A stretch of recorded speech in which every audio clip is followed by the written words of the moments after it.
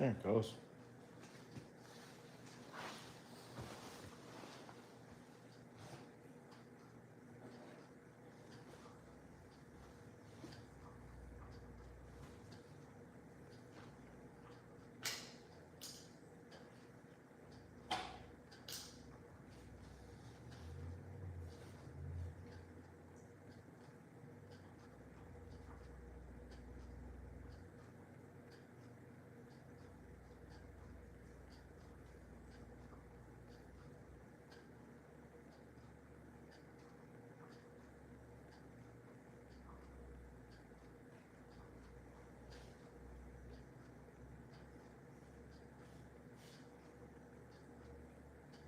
Hey, Brett.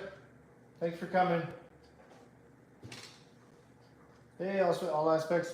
Thanks for coming.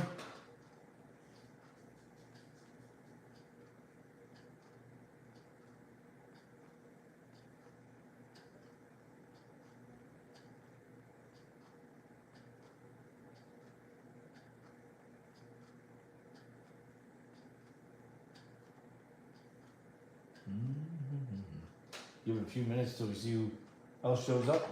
Pull the volume off. Get ready.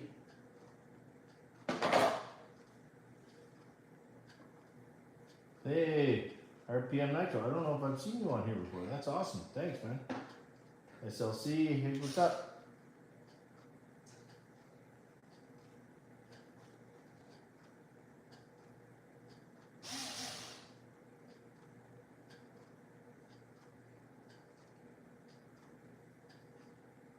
Hey, John, thanks for coming. I'll just tip this a little sideways so you guys can kind of see what it is. A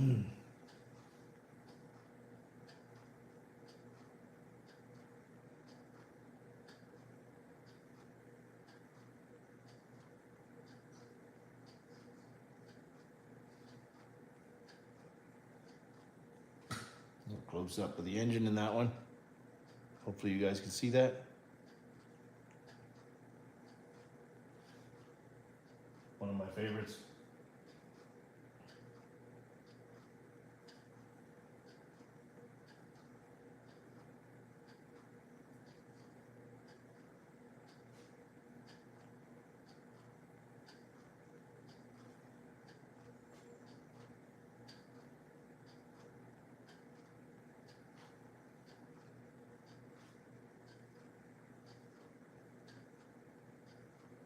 Right on, guys.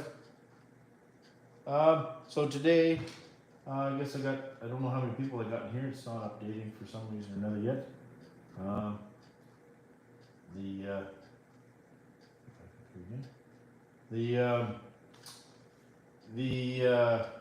I wanted to do a diff maintenance on this buggy, the center diff. I noticed it's been brought up a few times with people with truggies and buggies and whatnot about what oil to run in there, what does the best, and this, that, and the other thing. And I had put a video out for a while ago, but I figured it'd be a good topic for a live.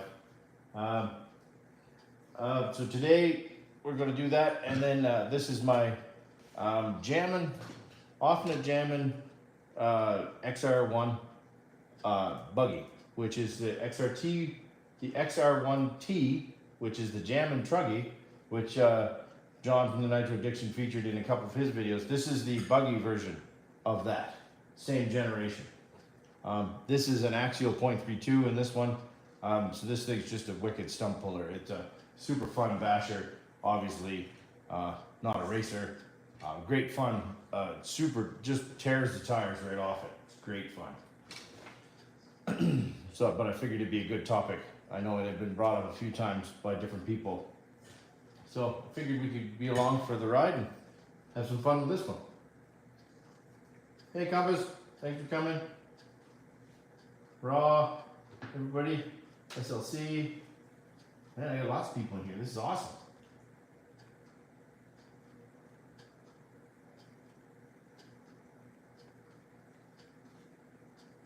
All right, I guess we'll get going. I'll constantly check my comments in my on my iPad, just so I can keep up with what you guys are saying. It's a beautiful day outside here in the mountains. We're out of the snow now, so that's awesome. It's too early for snow, sucks. But this is how I do it. I know some people get super carried away and they go guns a-blazing, pull the whole thing apart. This is how I do it. I just basically tear the center gut piece out. Sometimes I'll pull the rear housing off. Quite often that's the easiest for the rear drive shafts. Then I'm not trying to weasel this in and out in one big piece.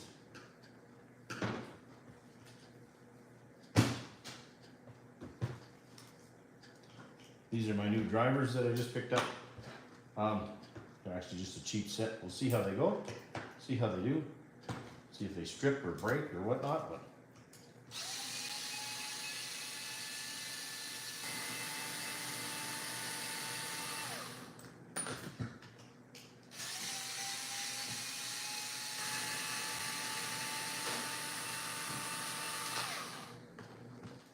we're on borrowed time here, Compass. We get snow anytime now. We got snow the other day, so fortunately it did not stay. More times than not, kids here trick or treat in winter snowsuits underneath their Halloween costumes. So.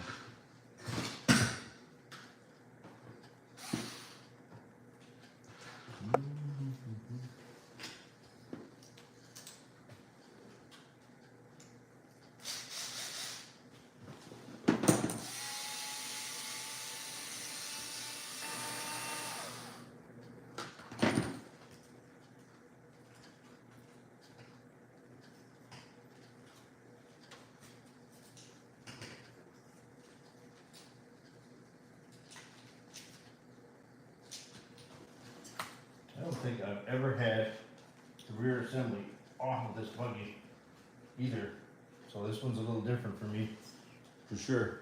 To the center, let's take those two there.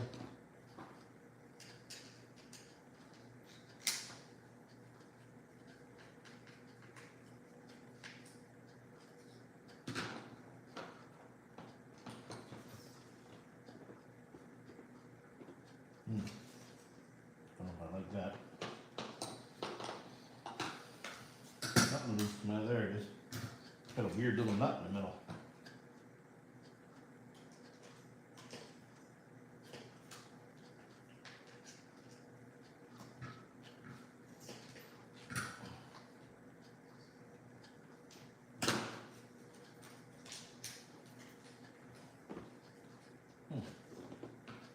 I guess I don't. I'll just pull that off all the way.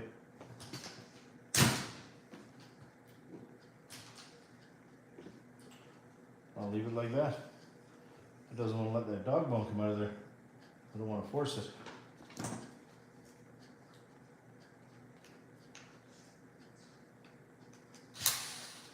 Yeah, it's my Wall Street, yeah.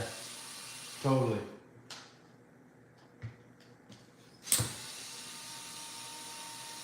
So far these bits seem pretty good. I'm kind of impressed.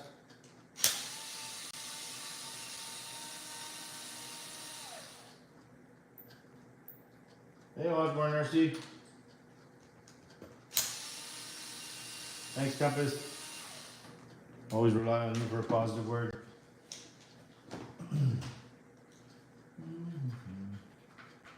Now, where's my Phillips screwdriver? Oh, it's on the test stand.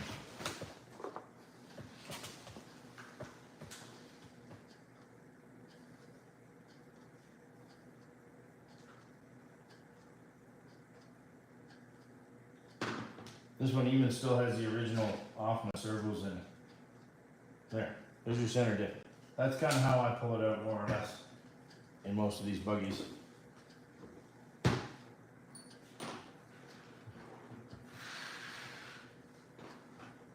That.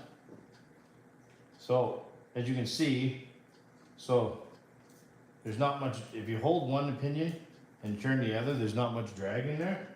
That kind of tells you, so Brett, yeah, this isn't a Hyper 7, this is actually a Jammin' Truggy XRT, Jammin' Buggy XRT. So the Jammin' Truggy is the same generation as this one. This is, if you look, it's actually, it's all carbon fiber top plates. The servo tray is way different than a Hyper. The battery box is way bigger. The kit itself is physically wider. It's a great kit. If anybody has a chance to get one of these, they're built like a tank. They're just an animal of a buggy.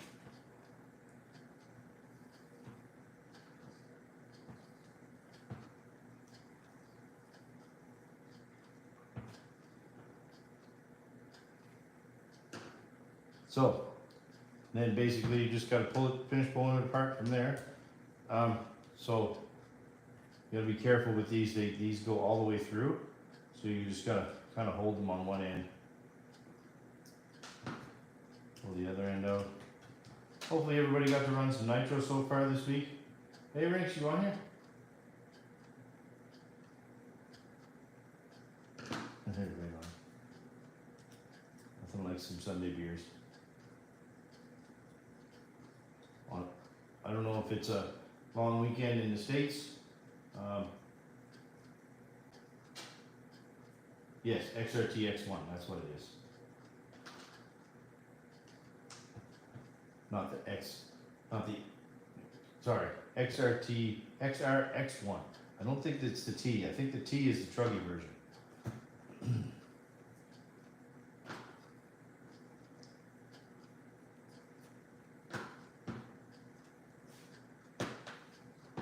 There's the housing. I love how the Offna stuff is built.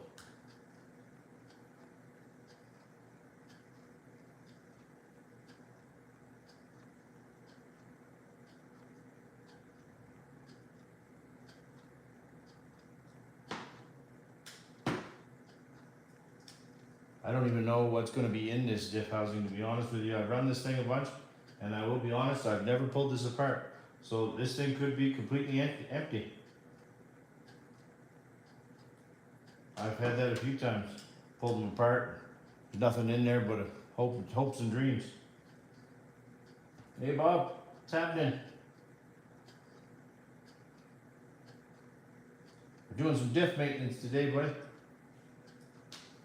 On this beautiful Sunday of a long weekend.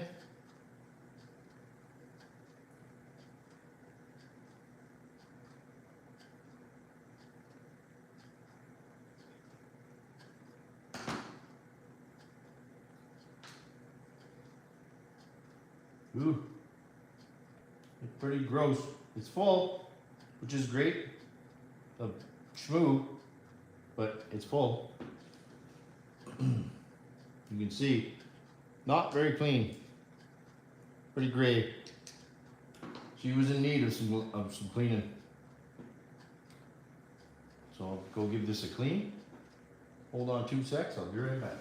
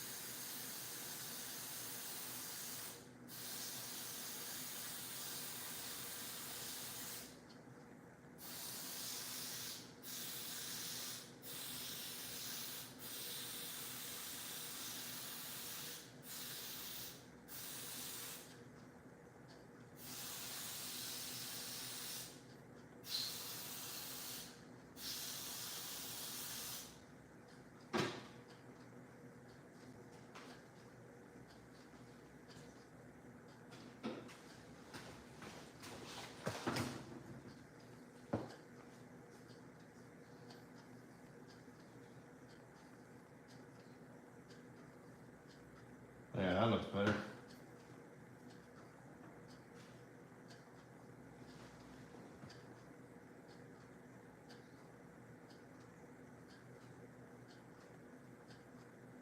That's better.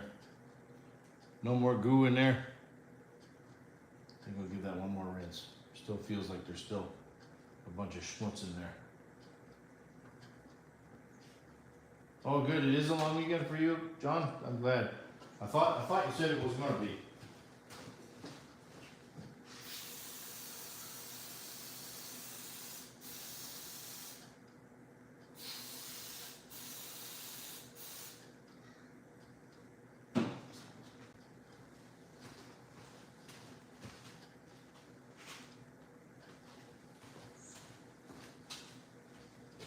Okay. Oh, okay, so you are out already, eh? Okay. Thanks for coming. Okay. Now you can see both halves are cleaned out. I like to use this stuff, the 1 million weight. So again, I'm just a basher. I like to just run mine in the fields, do donuts, have some fun. If you're gonna race this, if you're gonna race it professionally or just, you know, you want it to handle really good on a track, don't use this stuff. Use like a 7,000 or 5,000 in here because it will give you a better split.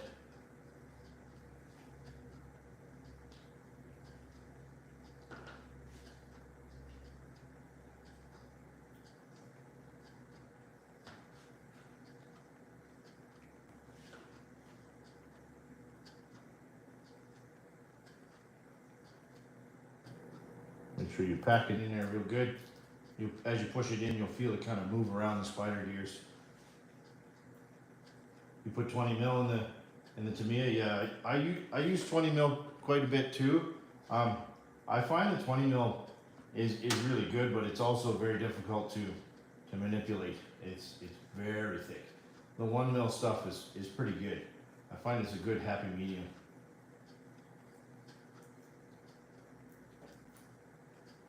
Kind of reminds me of like packing old front end bearings and stuff for old pickups and stuff.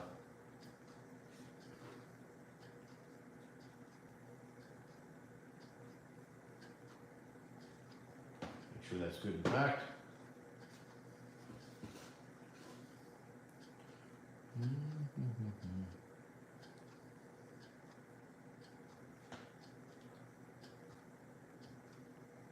It will settle in there on its own. I find if you give it a gentle turn, it'll pull it in after you get it all pushed in there.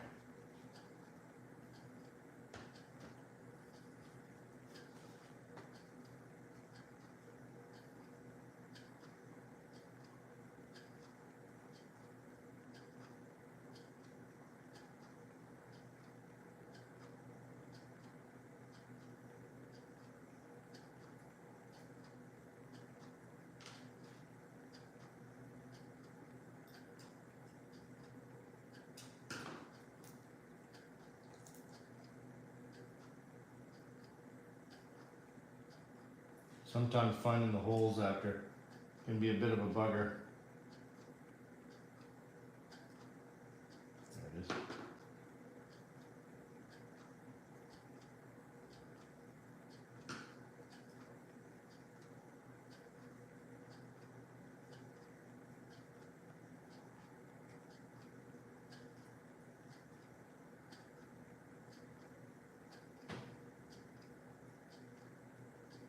Oh my God.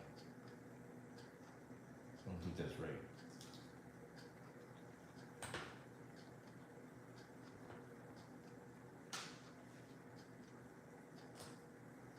Didn't feel right.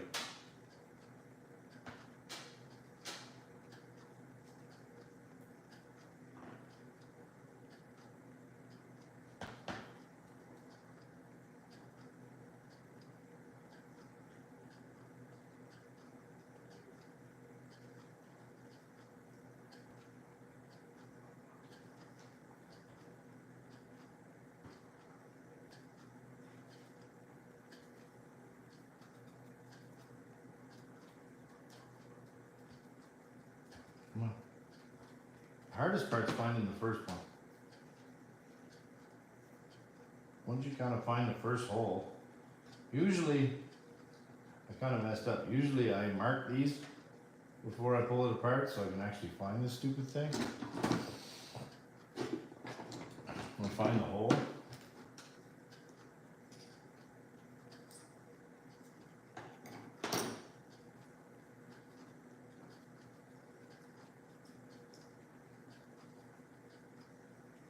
There we go.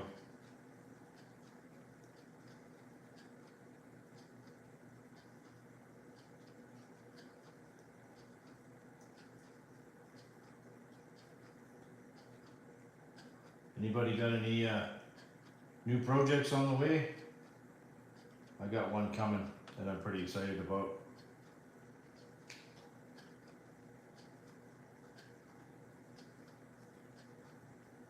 Hey, James RC, I've never seen you in here before. Thanks for coming. Always like to see fresh faces. Or fresh faces, or see fresh names, or however you want to put that. Welcome. Today we're just doing some diff maintenance on a jammin' truggy, or jammin' buggy. Sorry. This is a buggy I have with the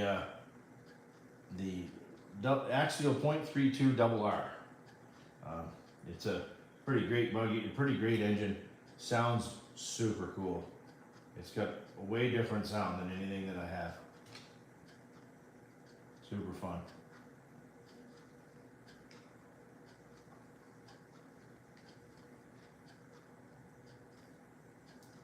There.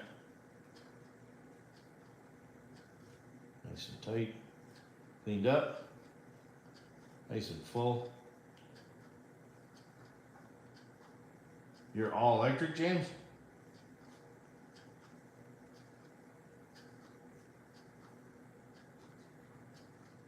You know what, man? I don't discriminate one way or another. I'm not one of these guys that says it has to be nitro or it has to be electric. I do have some friends that I run with that are electric. I personally, my preference is nitro. That's what I prefer, and that's what I stick with. All my collection is nitro. But I don't segregate one way or the other.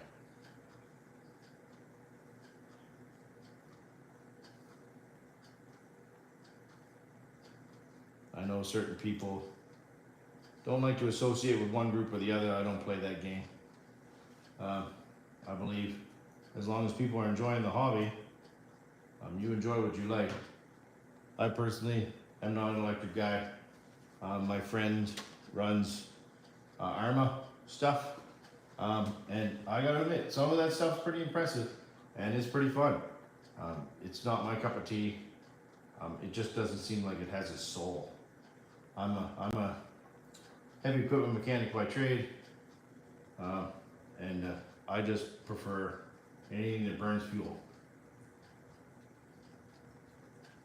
Like I said, though, I make no shames to anybody.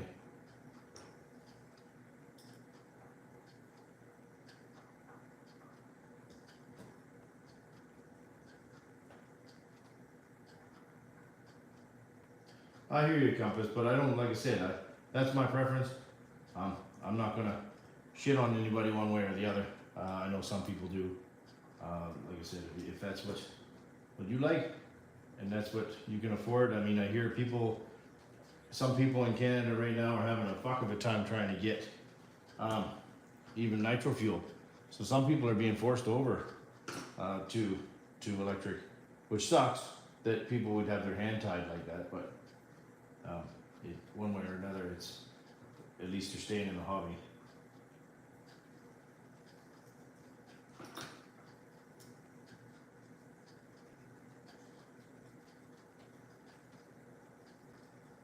Do you just choose electric, James, or is that just where? Is that just what you've messed with it? You never messed with nitro? Just a question.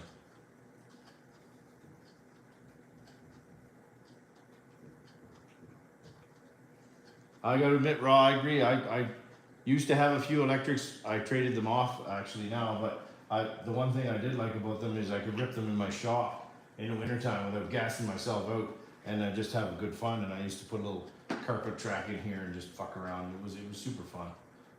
But now I don't have any anymore because I keep buying more nitros. But there's that's that center diff service. That's all done. All nice and pretty now. I agree, Compass. So I am with you there. I'm going to be a hardcore nitro guy until I can't possibly buy nitro anymore. And even then, I'll probably be like the Bug 404 and try to make my own shit. Who knows? I'll keep going with it as long as I can. Just to be a pain in the ass to everybody.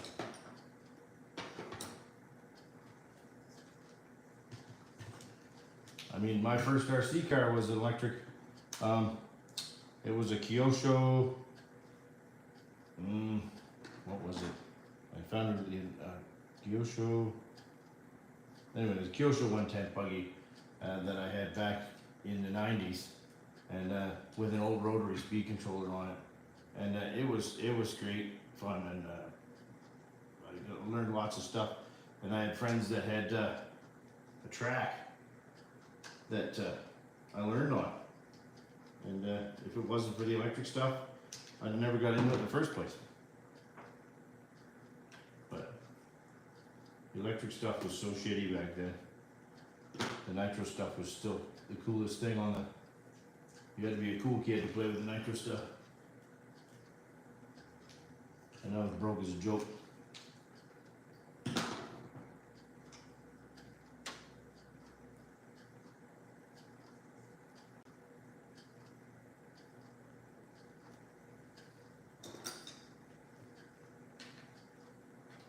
You know, I think that's the problem with the nitro stuff right now, raw, is that all the hobby stores, all the guys that used to teach the kids, the people to learn, are gone.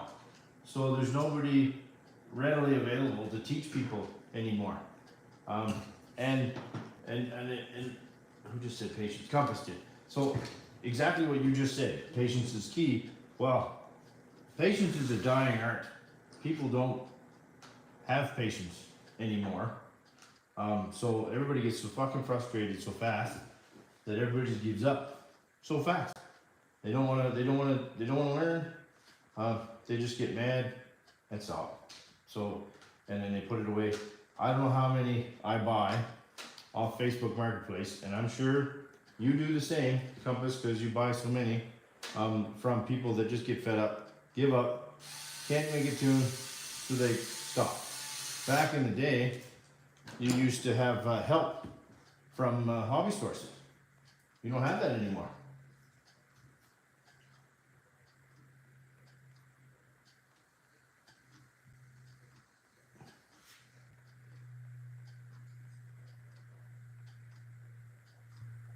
Yeah, I know I have a couple friends of mine that that actually now have opened their own online hobby store because of the fact that there's no support for nitro, even for nitro buggy around this area. And there's a track only 3 hours from me, and it's the same thing. You know, like people have dropped it, so he opened his own store to support it.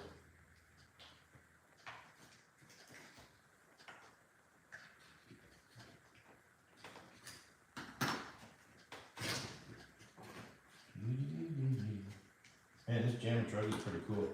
Or jam and buggy. You can actually tip this whole ass end up, turn it, and line everything back in. There, bam, just like that. It drops back in its own dowels. That's fucking cool.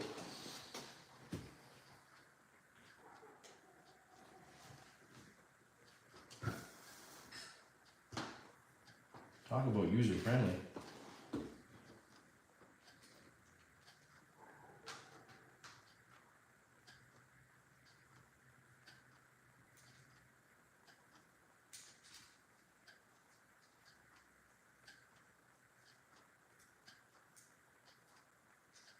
Yeah, can't find the hole. There it is. Oh my god. Fat fingers.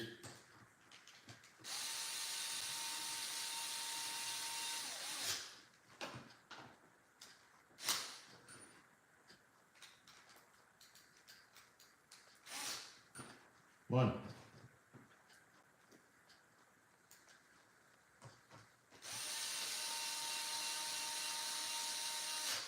I got a couple friends of mine now that are into the nitro stuff, and I've gotten into it, and it's unfortunately I go to the city enough that I pick up the fuel, and then I sell it to them after I get it, so they don't have to feel the frustrations of trying to get that stuff.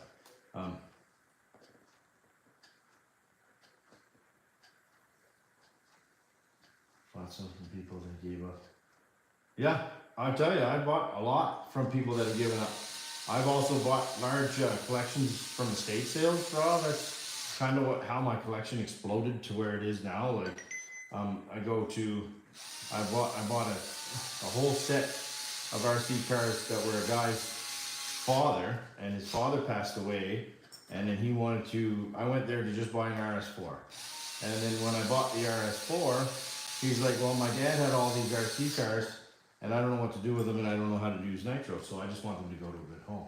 So anyway, long story short, I ended up leaving with 6 of them for the same price that I paid for the RS4, because he wanted them to go to a good home.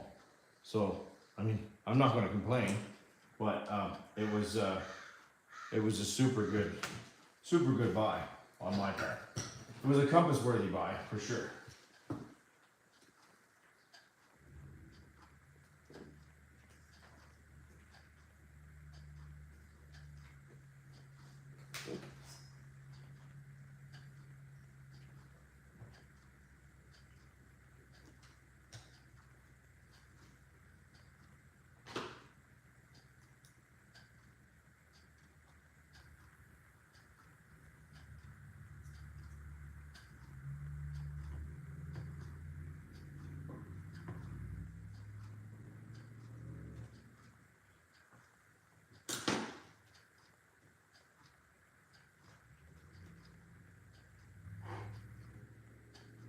Oh, good, it's just the outer that's that way.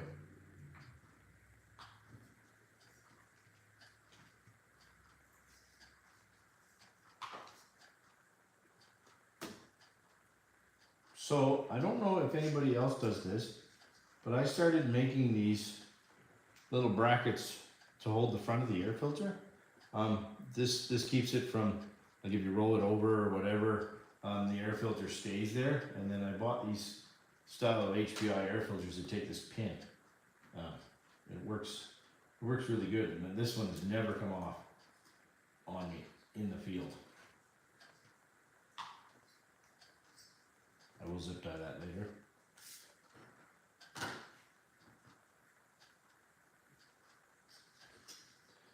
The only shitty part with that one compass is I feel obliged to never sell any of that collection, because they were a guy's dad's, and oh, you just did that, Raw? Did you have the same type of sale? Hey, RC Modified. There it goes. So now, if you see how I turn the front wheels and the rears turn at the same time? So before, I would turn this and the rears wouldn't turn. They would just kind of, they would kind of sit there. So it was not even 50-50. So now you see how nice and solid that is. Now I know guys have taken and used silicone earplugs and whatnot as per our last conversation. It does work. I don't like silicone earplugs because what happens is they shred inside and then they go out to an outside cavity and then they don't stay working. This stuff when it sits, will become viscous again, and liquid, and then will settle into like an oil. So it does work really good. So.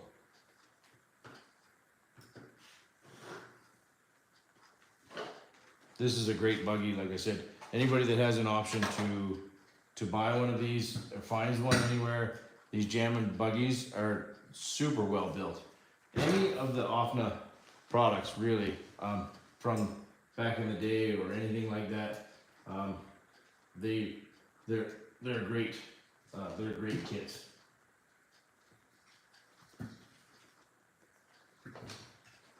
I have two Hyper 8s that are absolutely amazing. They were the last kind of competition buggy from Lofna.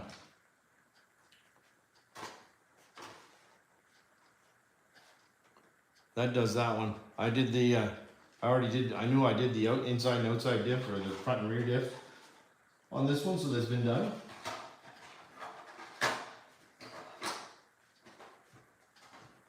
This body is a bit different too on this thing. It's actually a electric body that was converted, that I converted to a nitro body because I like the look of it. But it fits. Not too bad.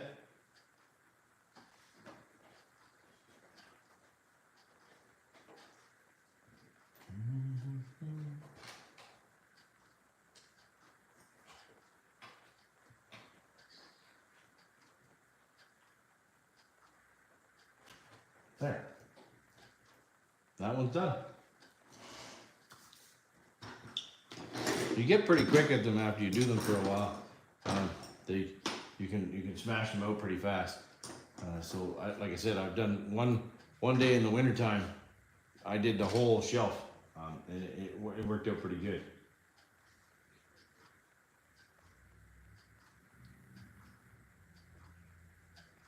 These ones even came. See the larger diameter shocks? That's how they came. They're like I said, they're really well built buggy. I have the one that I have coming up that I hope to be able to release soon. It should be here actually by next week's live. So anybody should, hey Hugh, anybody should tune in for that one. I got a JQ Racing 1/8 scale buggy with a green head axial 0.28, like the one that Brett just premiered in his Savage. That's in it, that's coming, and from Edmonton. So that should be here next week. So I'm pretty excited for that one. That one should be pretty dope. The JQ Racing buggy in the day was a Aurora competitor, and you just don't see them, period. And it's got the period correct paint, everything. It should be super awesome. I'm super looking forward to that one. And I did order my 50th birthday present online last night in October, so that should be here for then. It's another buggy, you wait and see. That one will be super cool. And I ordered a brand new power plant for it. That'll be awesome. And a brand new adjustable Reds clutch. So that one will be pretty dope as well. Looking forward to that. As for us, like I said, these drivers, I just picked these up. I can attach the link in here later. These were super cheap, but they actually seem to be pretty good. They're Amazon, and they fit on this little driver. They work pretty decent. They were cheap. I think it was like 25 bucks Canadian, so that's like 50 cents US. So they work pretty nice so far. Should save the old wrists a little bit.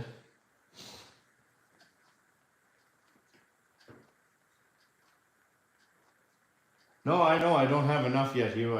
I got a couple more coming. So, you know, I was trying to hit 50 RCs by my birthday when I turned 50. And right now I'm at 51 with my two boats. So I am with the, hey Yvette. So with my two boats were 51. So without my two boats, I'm 49. The one coming from Edmonton, the one coming from Edmonton makes 49. Then the one coming on my birthday will make 50. So it should be pretty fun.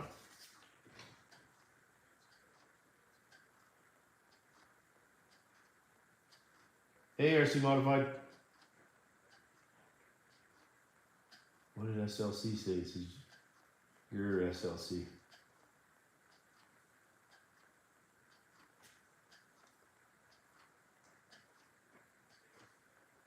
I thought it was a good goal. Hey you, 50 by 50?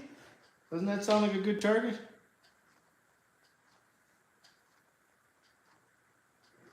Thanks, Yvette.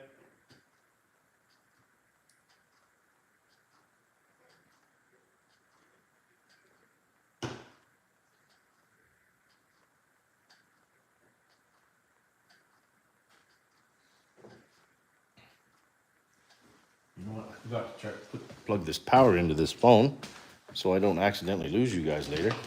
I better do that before I forget.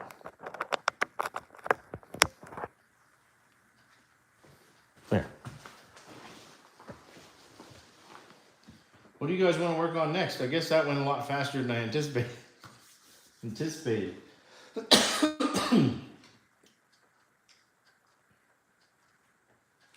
I'm gonna put this back. We'll take something.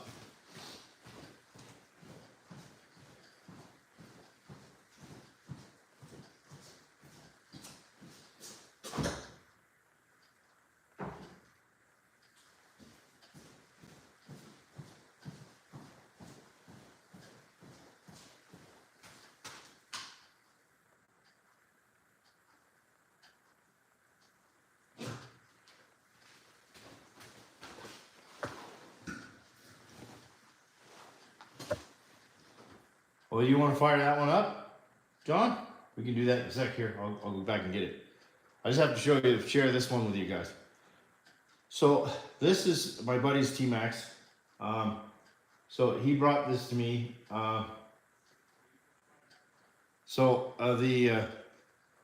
He had a fuck of a time trying to tune this thing.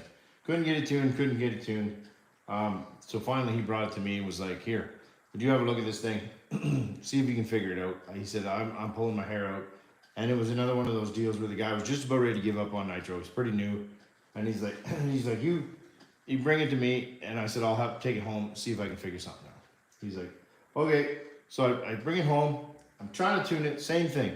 Up, down, in, out. You know, all the needles are all over the place. It'll run fine for a few minutes and then die and act like shit and do all kinds of stuff. So, long story short, I hope you guys can see that, but that's actually pieces of foam from the air filter that was in the fuel tank and was acting like pieces of like floaties.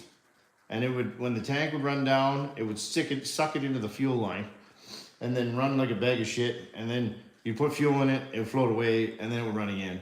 Or you shut it off, it would float away, and then it would run again. And it just was just aggravating. And then I happened to bring it in to do some checks on it. And I look in the tank and I see this stupid floaty thing. I pull it out, thing runs like a champ now. And it's like, sweet Jesus, like, just goes to show you, you know, make sure you look in there. If you've got all kinds of weird tuning issues, look, you know. Like, I wouldn't have thought that it'd be, and the thing is, it blends in with certain colors of fuel, you can't even see that thing.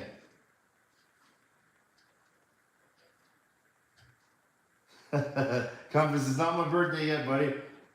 That would be cool, though. I know you and your strip club.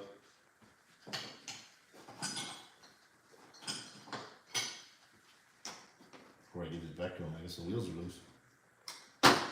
Anyway. Just thought that was a good story to share.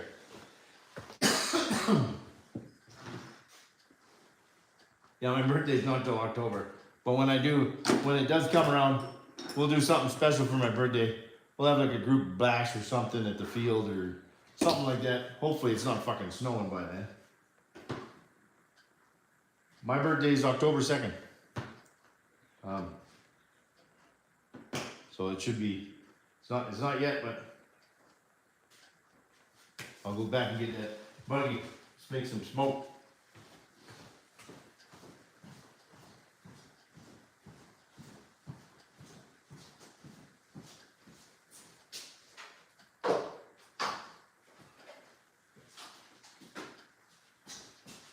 Oh, this radio.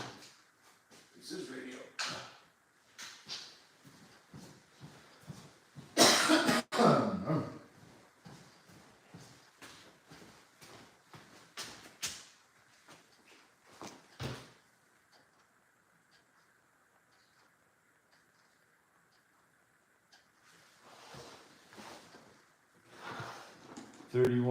31, whatever it takes. There you go.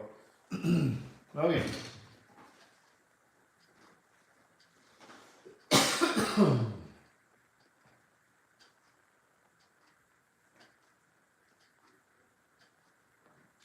What are you thinking before the RC modified?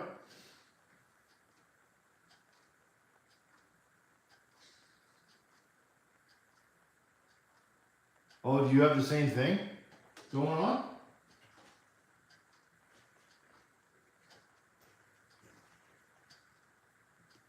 What is it, somebody's birthday on here?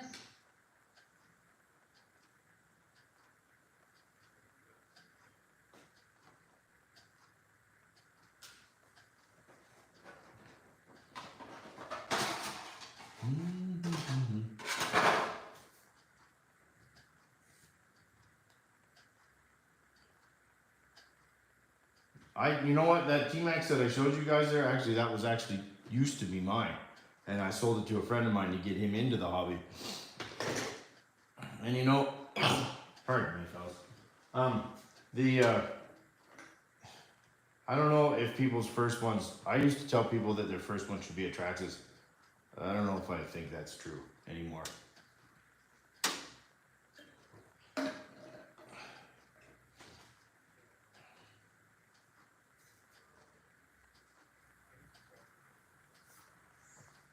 Is it your birthday, John?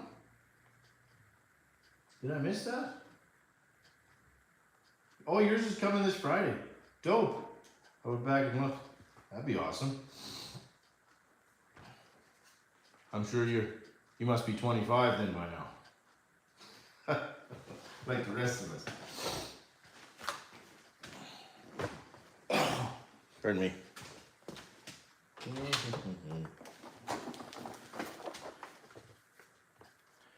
I just set up here.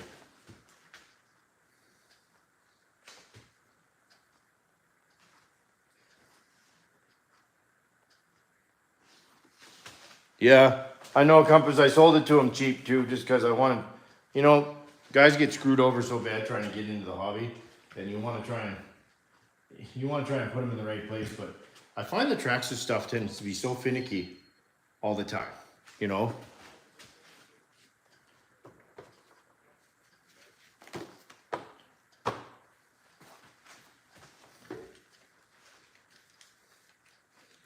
You think so? I used to think that the Traxxas stuff was good for beginners, but it just seems to be so fucking cranky all the time, like the tuning wise. Yeah,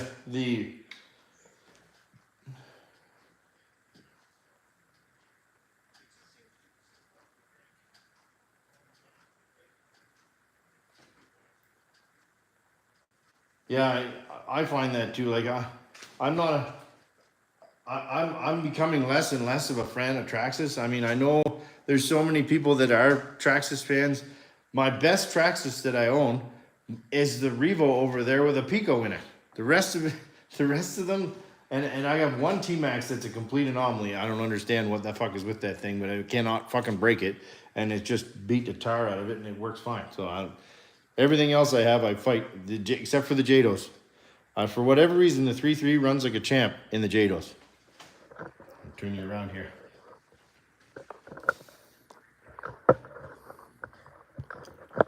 See if I can get you in the right spot.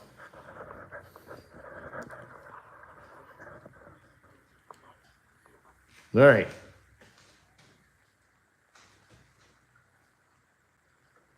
Everybody see that okay?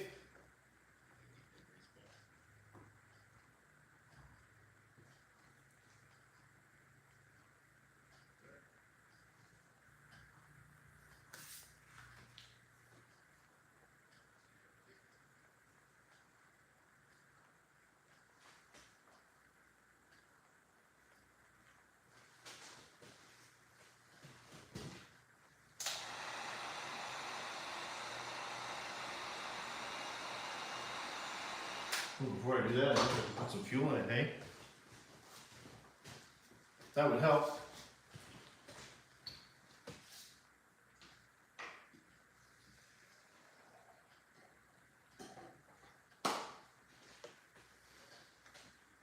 I don't know if anybody's done this before, but these Sidewinder bottles, the top of a fuel bottle threads right onto it.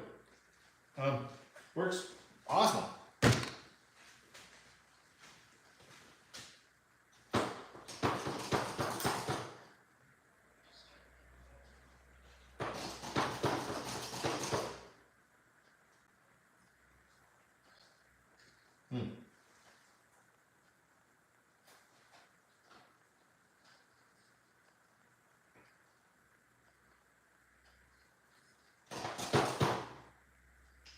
see the fuel go in there.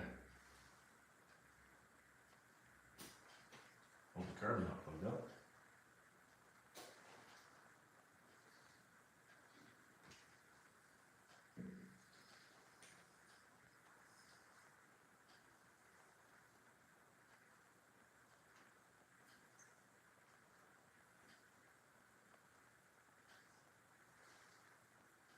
There it is.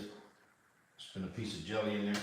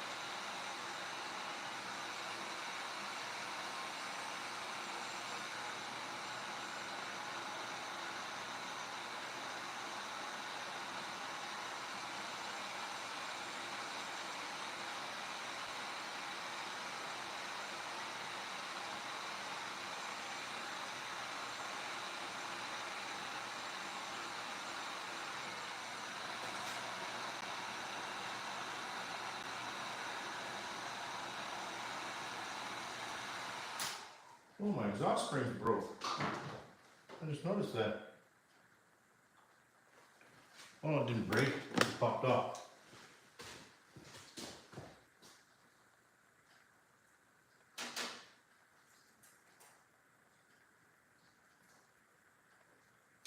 And then I caught that before I started it.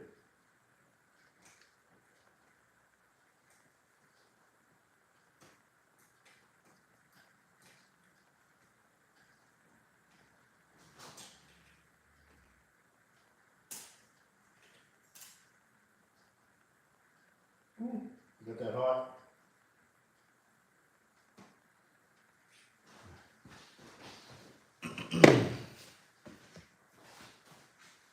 Okay, load down here.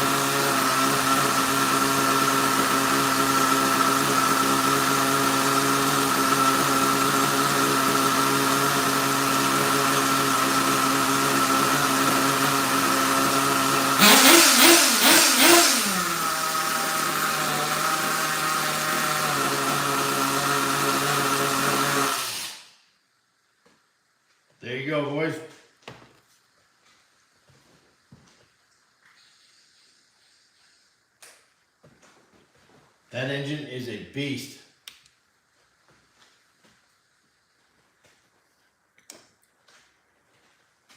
That spring popped off again. I have to wonder if that header might be tore through. I've had a few of these style of headers do that recently. There's the ones with the little cross drilled hole and they tear straight through. And I think this one might have done the same. It sure looks like it. Well, that's another one that'll have to be on the replace list.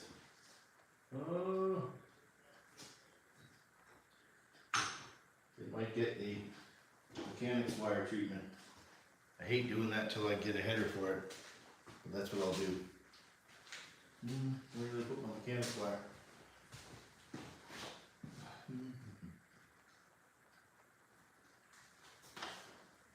There it is.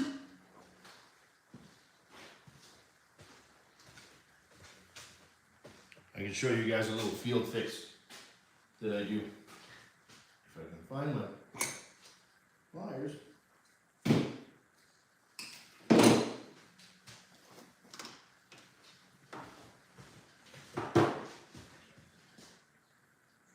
So if you're ever out and you have this style of header and it tears through like that, take a piece of mechanics wire, run it around the header, make a hoop. Try not to burn yourself like I just did.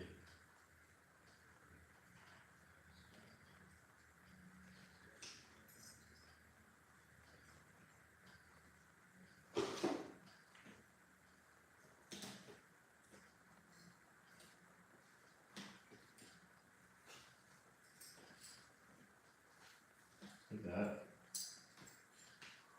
And that back around there.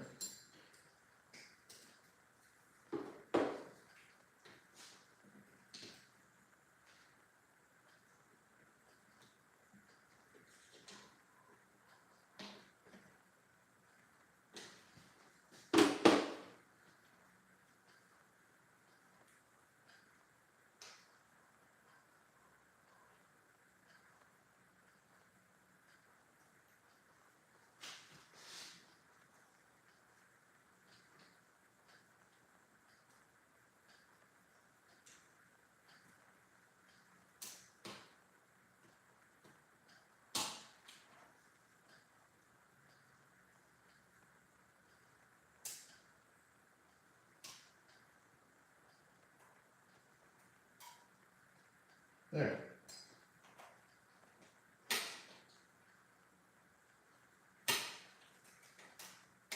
Shit, I had to fuck with it. There. That'll do for now.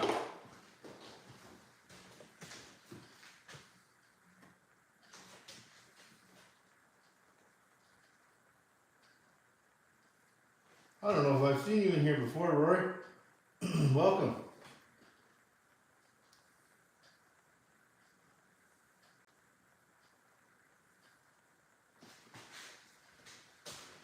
Make sure I put that back on the bottom of the center. Ooh, that thing's got some gnarly pinch.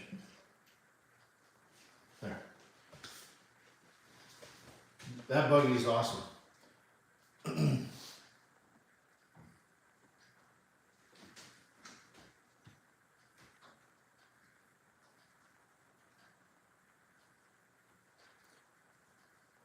What are we talking about here? Just going to look back and see if I get caught up.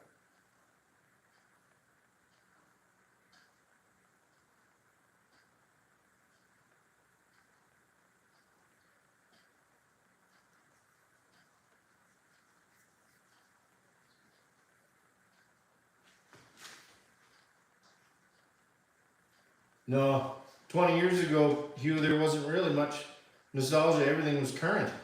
That's the most fucked up thing. You know, we think about this hobby and, you know, anybody that's kind of close to my age and whatnot, when we did it as a kid, it's tough to kind of admit that that shit's vintage, you know? So it's, you know, the stuff we did in the 90s and in the early 2000s, now that's vintage stuff. And when we were growing up, that was current.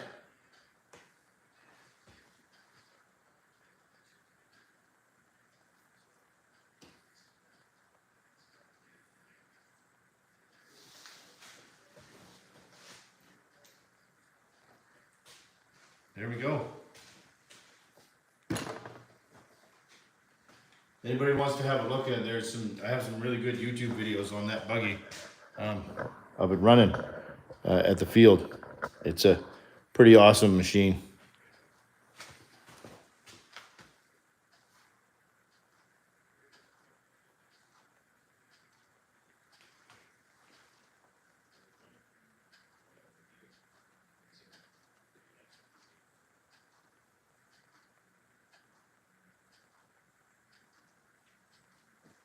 Holy, 17 people in here. I think that's got to be a record for me, fellas. I'm pretty stoked. I'm not gonna lie. That's pretty awesome for a turnout. I can't say how pleased I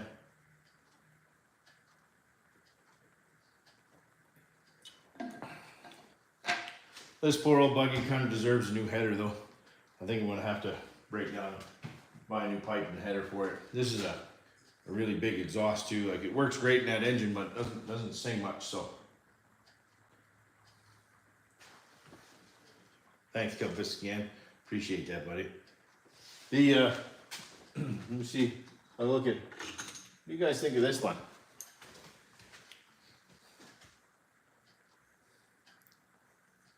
I got a nice piece of jewelry there. I don't know if anybody's heard these things, but wow, they sound weird. But that'd be a good one to put on there. It's a CPV racing pipe. You don't see them very often anymore. That one might be a fun one to put on there.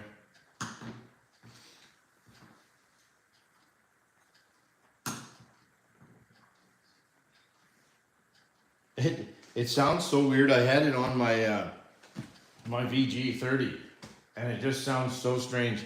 It actually sounds like sounds like a T-Pain concert. It's just fucking weird. It's got a super weird reverberation and stuff. It's bizarre. Let's see if I got another header though.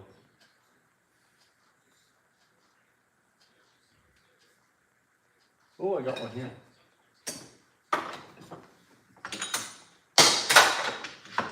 That was an MGT header. I got this one.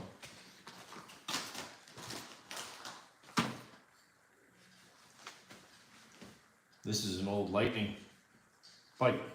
Header's good though. Way shorter than that one.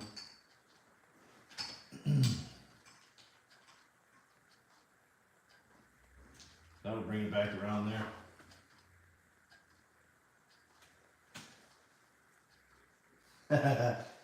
Why is that funny, Compass? You thought I was too old to say T-Pain?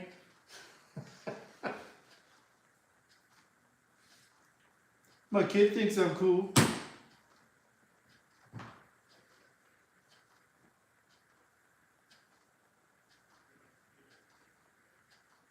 Yeah, this one's been ridden hard. It was on my test stand forever, so it's all gooey and slimy and gross.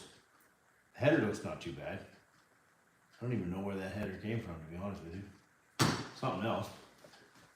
I don't have another flange header. You want to talk about a shitty, ugly pipe? Here, I'll show you one. Here, this is a piece of vintage pipe. This is an old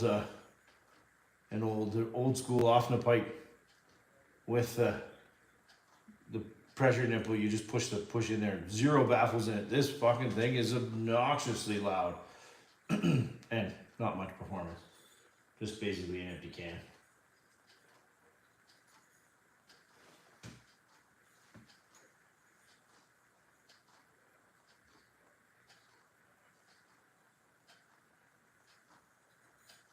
Anybody wants to piss their neighbors off, this is a good one.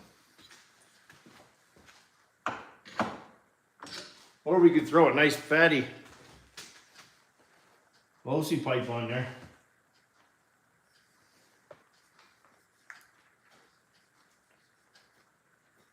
I got an extra Lossy one.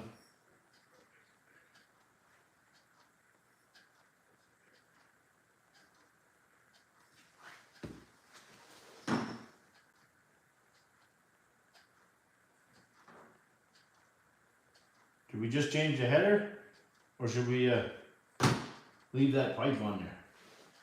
What do you guys think?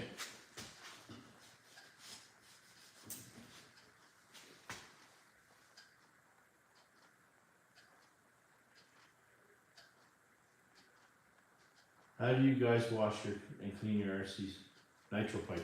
It depends on the level of the fucking shit on the pipe, Compass. Like, sometimes they get so bad that they don't clean very good anymore.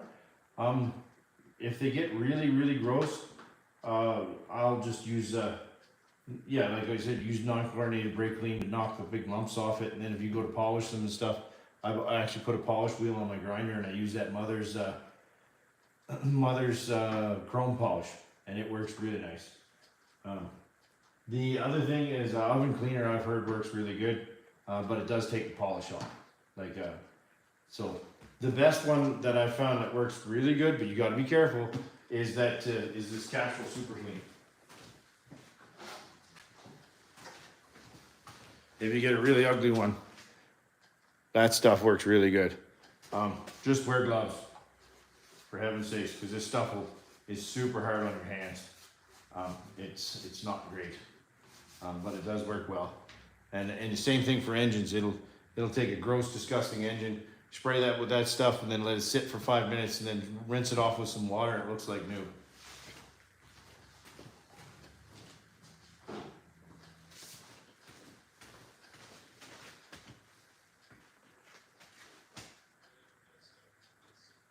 Yeah, and you know what, Compass, for the most part, that's what I use too, but I mean, sometimes you buy them where they've been super gungy for a very long time, and the Simple Green just does not have enough gusto to take it off.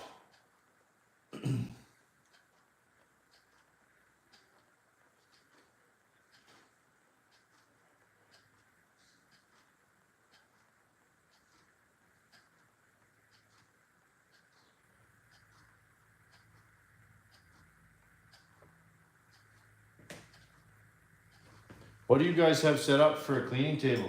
Just out of curiosity, does everybody have a good table set up for their cleaning?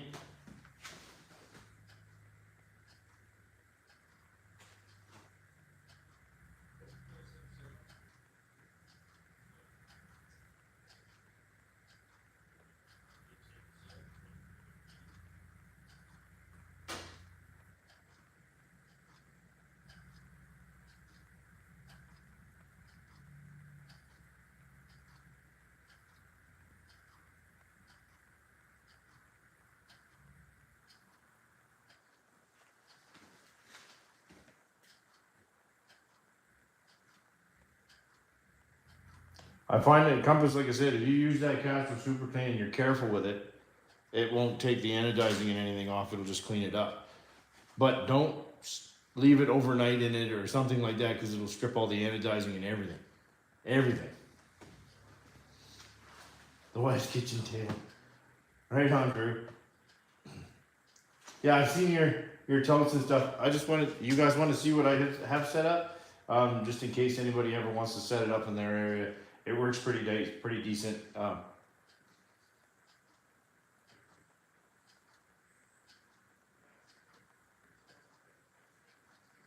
Oh no, that sucks. You.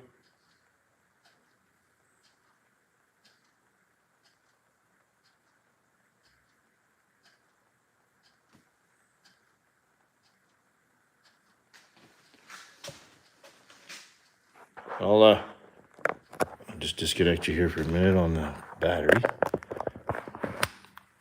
So I'll walk you over here. This is my cleaning table. So what I did is I set up this table, 4 legs and a table with some expanded grating, and then I bought another one of these cheap stands, and then I welded some legs underneath of it, and this slides in and out here. So that's where it catches all my schmutz that falls off the buggies instead of it going all over the floor and making a big fucking mess. It works pretty good. And then I put a little tray here. This is just catch for my scrub brushes and stuff. And then the bottles hang there. And this is just a little container for the body clips and stuff that I throw in there, just so it it works pretty good. And then I built this little bracket. This is just an old picture from work. It's made on a piece of aluminum, but it keeps it from. I didn't have it there before, and it kept spraying shit all over the bench beside it. So every time I had something that I was working on, it would spray it all over the place.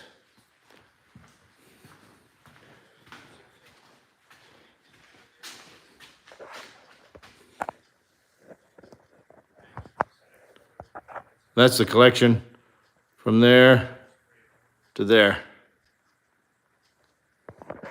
Is there any other remotes that are the same, Hugh? You said it's a JR remote? I might have one.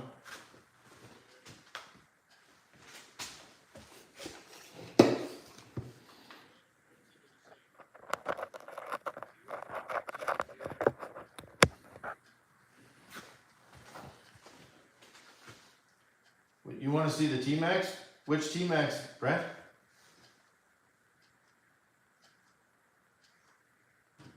How many of these RC cars did I buy new? Nitrous Wyatt? Let me think. Probably about half. And I got 50 of them. So probably about half of them are brand new. Or were bought new. So Hugh, it's a JR X3 Pro. Hey, I got one of those.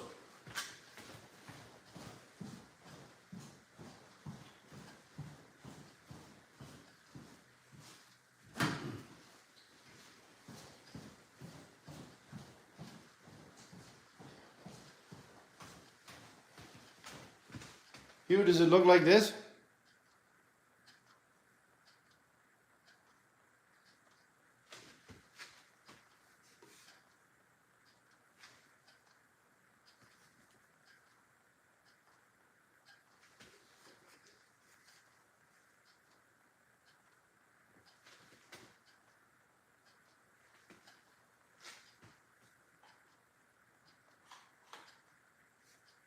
If it looks like this, Hugh, I'm not using this remote.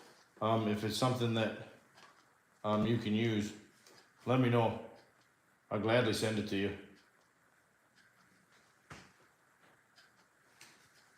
Yours is silver with a black antenna. Will this antenna work, you know? Because you said you broke the antenna. They unscrew from here. So if it looks like this, or if you can do some research if it fits this model, let me know. I get not wanting to get rid of the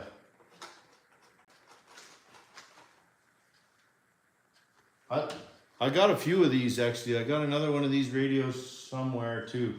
It's just in a box somewhere. So yeah, it does. It unscrews. Like I said, I showed you there. It does come out. If that antenna is the same, let me know. Shoot me a message or something later. I can send it to you. Like I said, I have no use for this radio. It comes with something else, and I've gone switched over to other radios. So this would be super light, doesn't weigh fuck all. It can chip you the whole radio if you want to use it for parts. It does work. If you put batteries in it and everything, it does work. So I'll put it over here. Just remind me to ask you later. Trying to think of where the other one is.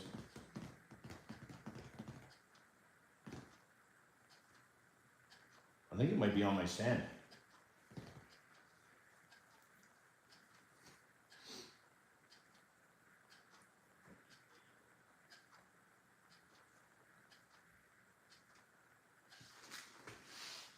And Brett, you wanted to see which T-Max?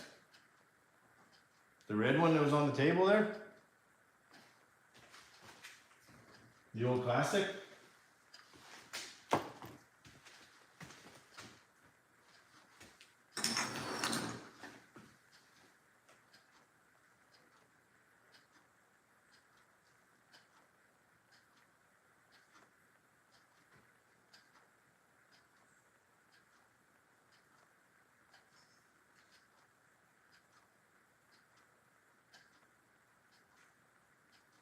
Just look me up on Facebook. Shoot me a message, Hugh.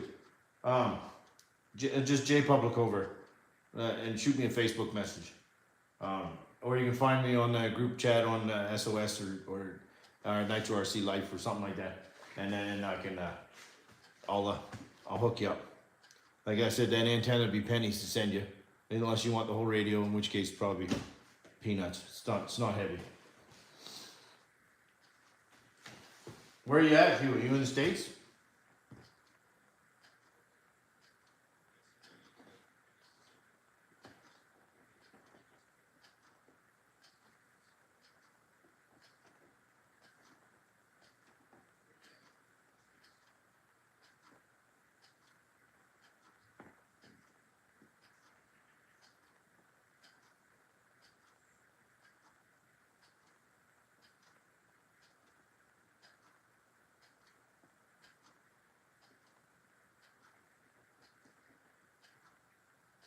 In North Carolina. Okay, I've shipped stuff to North Carolina before. It's not awful.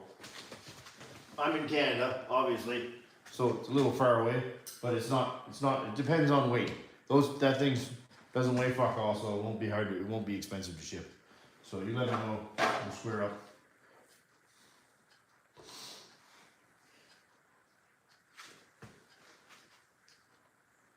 No, not that one. Just put J Public over. J-A-Y, Public, over. All one word. You'll find me.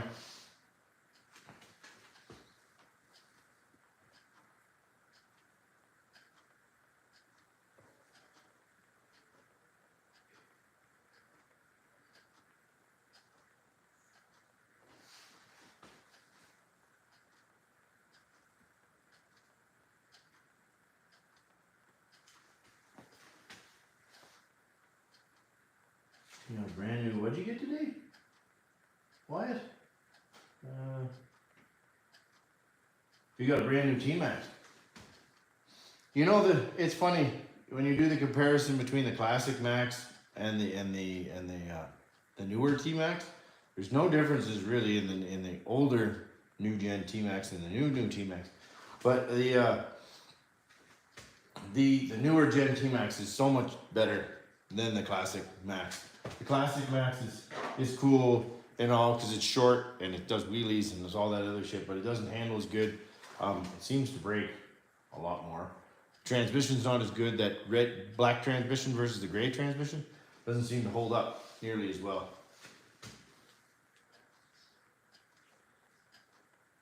But congratulations, Wyatt, though. That is it's awesome that you got one. Did you buy it brand new or did you get it used?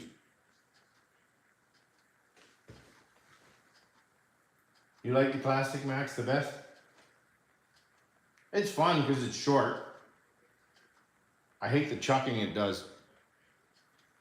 Like when it sits there and idles, it kind of does the old hugga jugga.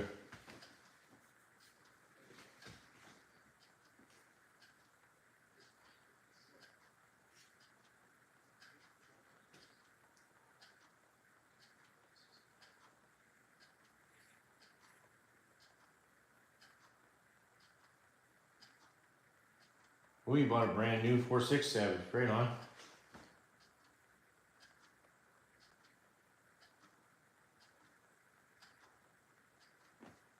What's the difference with the new one, Brett? I never picked up the new, aside from the radio gear. Like the other one, like I didn't see much difference between the other model. I'm not so good with the Traxxas models.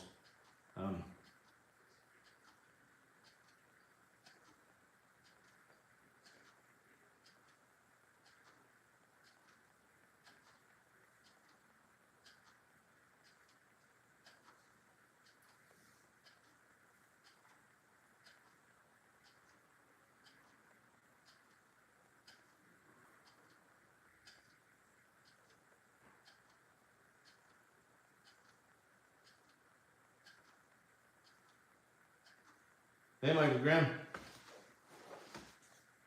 Thanks for coming.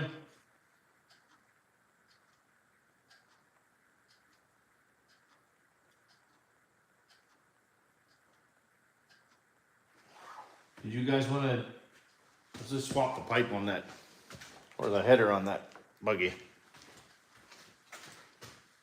while we're hanging out.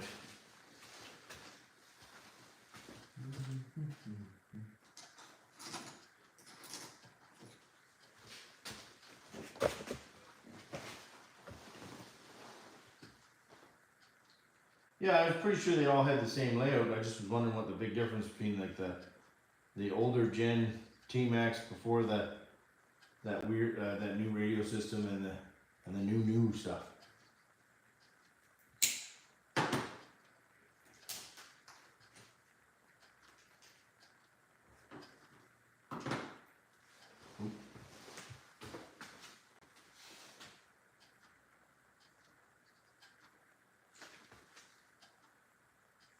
Thanks, Corey. Appreciate that, buddy. Pretty proud of my setup.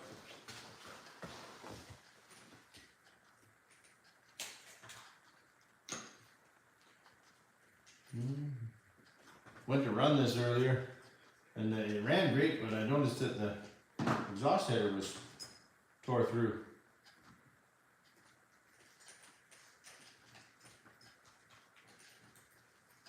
I don't know if anybody's seen these kind of headers, but that is exactly what happened. It ripped through solid right through there. So when you hook that there, there's no eye anymore. It pulled straight through. That sucks.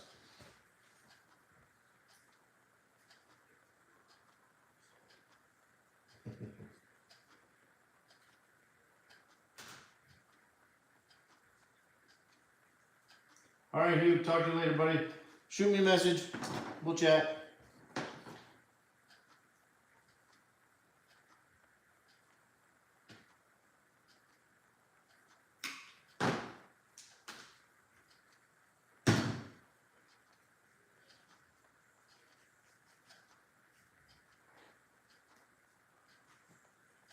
See if this one's going to fit.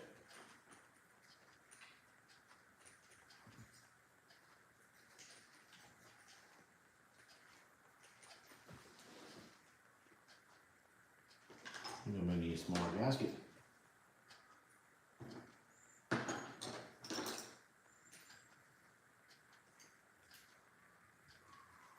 That's a super fat HBI gasket.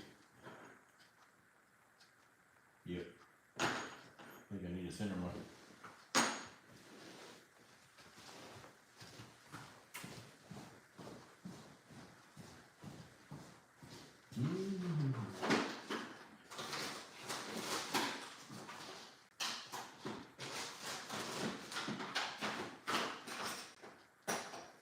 Tube of exhaust gases.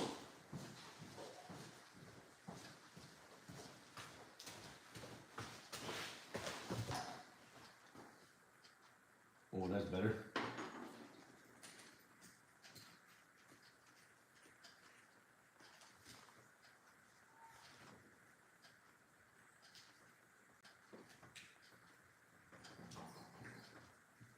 There.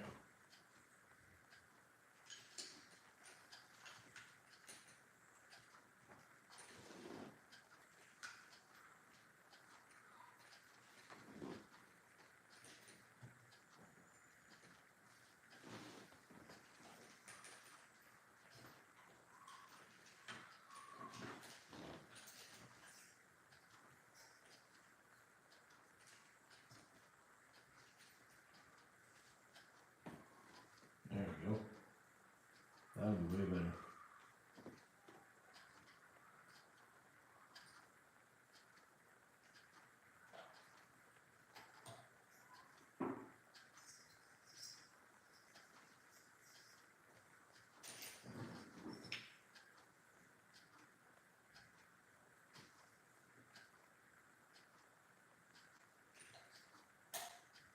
Beauty. Snap right in there.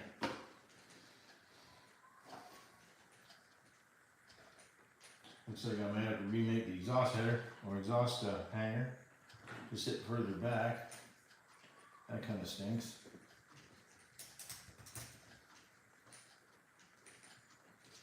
I wonder how far that coupler. Oh, I'll have to make a new hanger.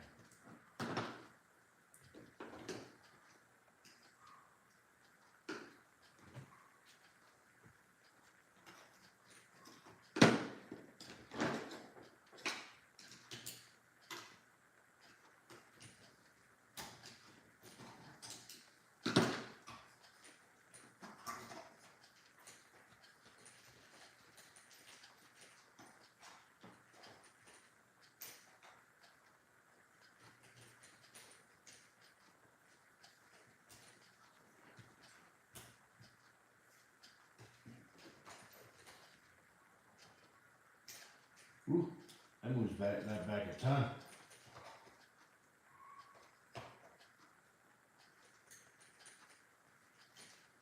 There, right there.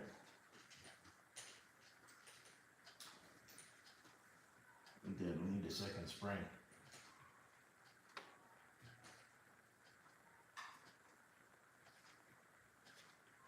There. All right. I need a zip tie. I think I got any over. Oh, look at that. That's pretty convenient.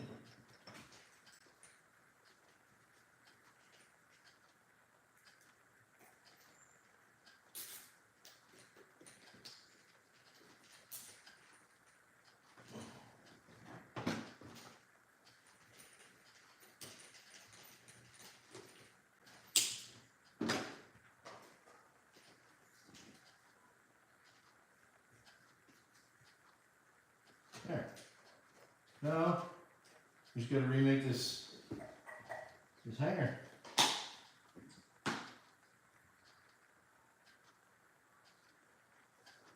You know, I looked at building a couple twins recently, and I started doing it last winter when the weather sucked and it was all shitty and stuff. I thought about doing it, and I just couldn't bring myself to trash the kit. I think I'd have to buy one that was in a million pieces or something, and go from there first. I think somebody stuck a standard screw in there, you know.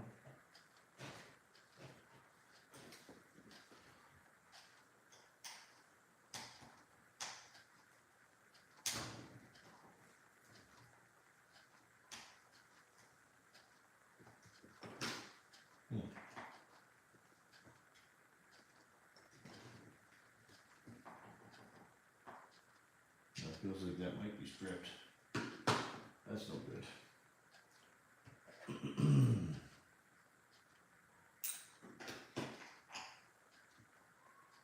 Ooh, that feels good.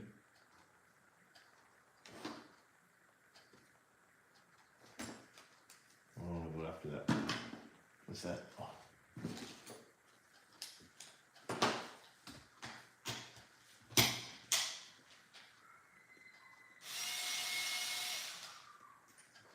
Dope. Came out. So,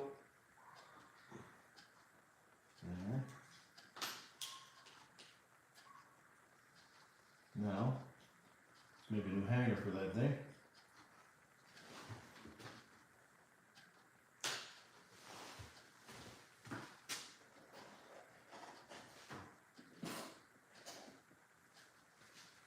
This is what I use for hangers. So as you can see, this is an old bicycle spoke. Anybody that lives near anybody that does bicycle repair or anything like that, go in and see them. They'll usually have a respoke in a wheel or something like that. They'll usually give you these, the old ones. And the other thing that people don't realize is this end, this threaded end, is the same as the ball socket that goes on the throttle linkage. I'll show you.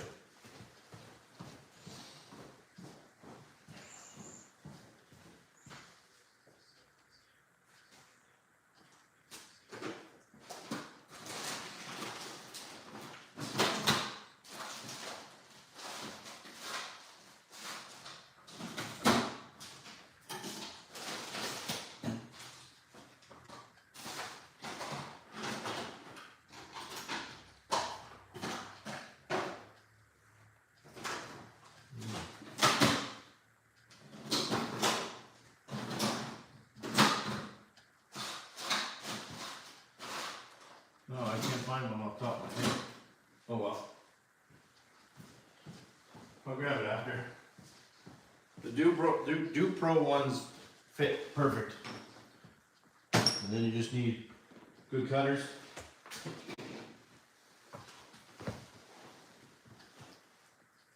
Take the end of it off.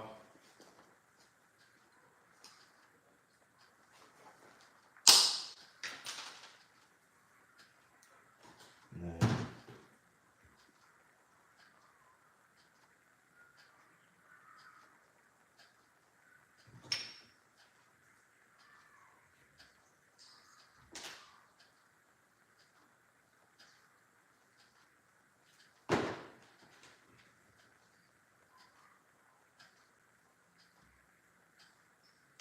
upright, correct?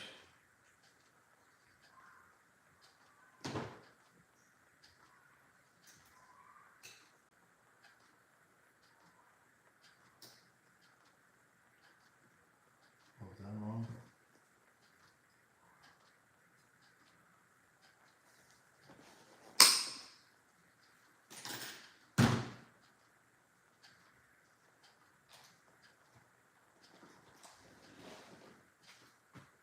Too long.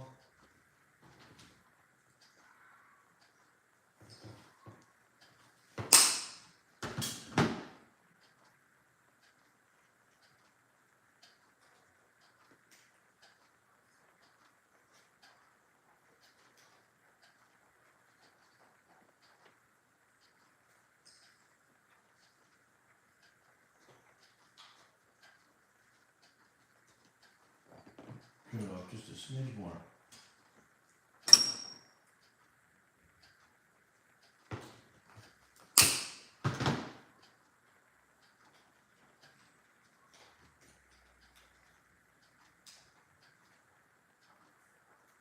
Hey, HBI.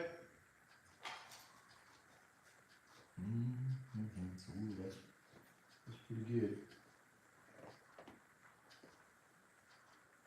And then we need to go a little bit shorter yet.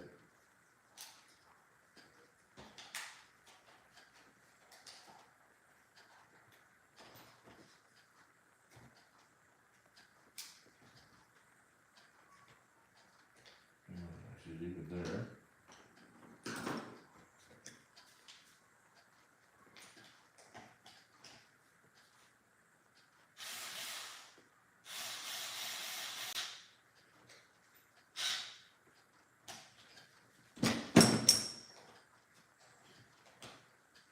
Bend that over. It should fit. Perfect. There. Check that out. There we go. Tighten that up. Trim that off.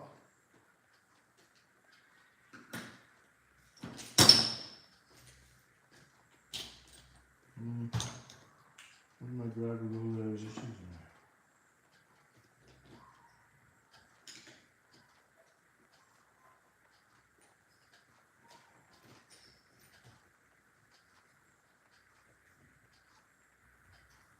Yep, that's what we're doing right now. Yep, we did a diff service on this. Then we found when we ran this thing that the header had tore through where the exhaust hanger goes. So I had to do a swap on the exhaust header. Now, just making this all nice and pretty. Making a new hanger. Trim that off. Nice and neat. Put that in there. There. New header. That doesn't come up and hit it, so we're good.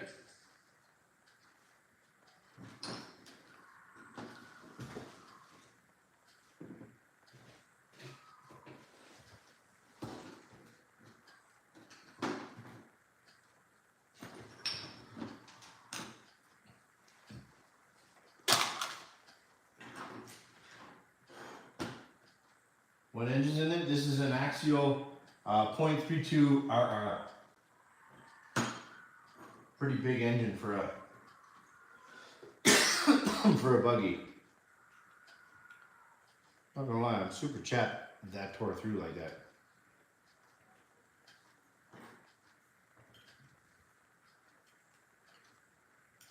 That's the second one of these I've had happen to do that.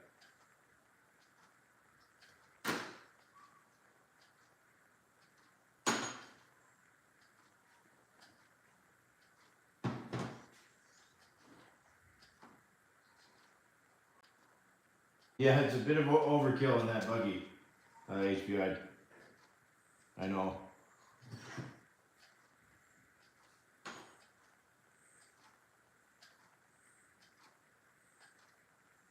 It's a super great engine. I'm not gonna lie, it's a fun buggy, but it is slightly overpowered. I wonder how bad I'm gonna have to hack the body up now even more to get the Now that I move that pipe back.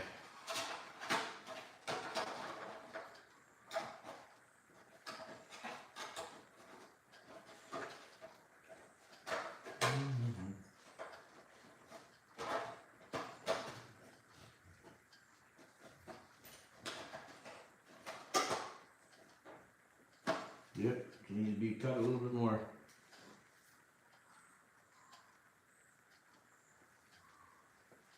Let's give that a little trim.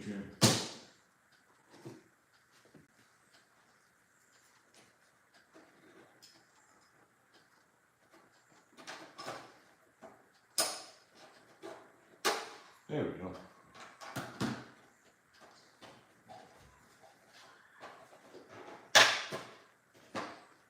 Beauty.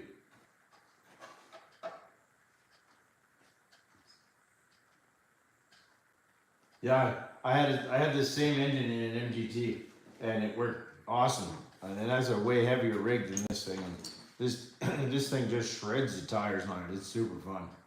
I geared the piss out of it too, so it's not because it's not a really high revving engine. So now it doesn't over rev it. It lives in the bottom end now.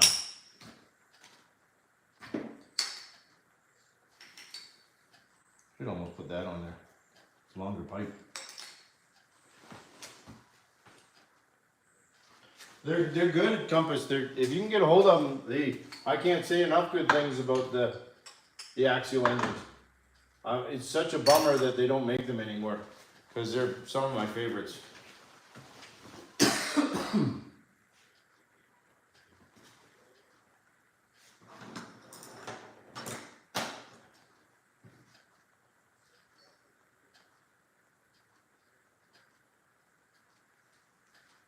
Yeah, I've got a few kits with the axials in them. I've got a truggy. I've got another buggy coming with an axial engine in it. That's coming from Edmonton. And then and this one and I had a Revo with a .32 gray head in it that I had actually traded with Joe. And he had it after that.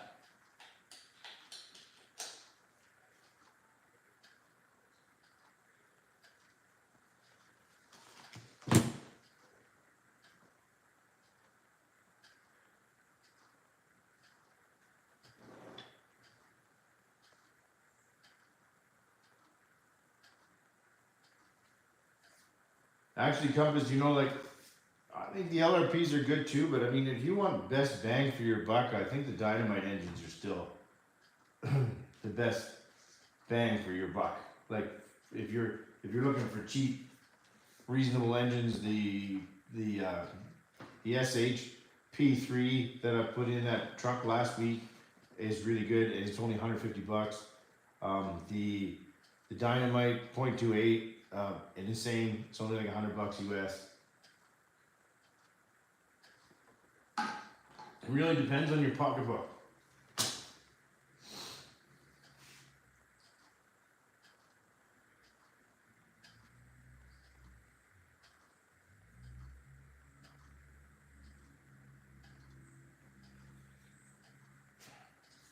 I have another K59. Oh, it's an F59 here. 2 HPI.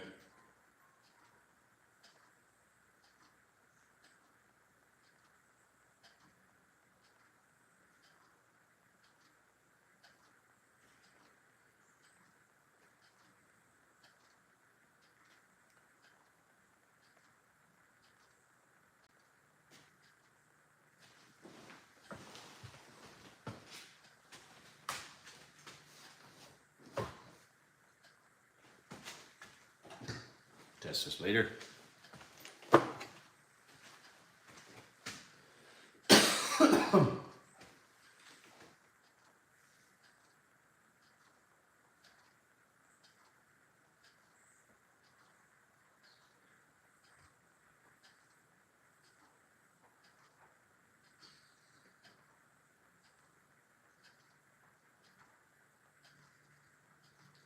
Yeah, they make a gray And they also made a black. Well, mine is the one that's in mine is actually the black RR1 engine, which is super rare. I get a lot of people that give me shit for even running that engine because it's not that common.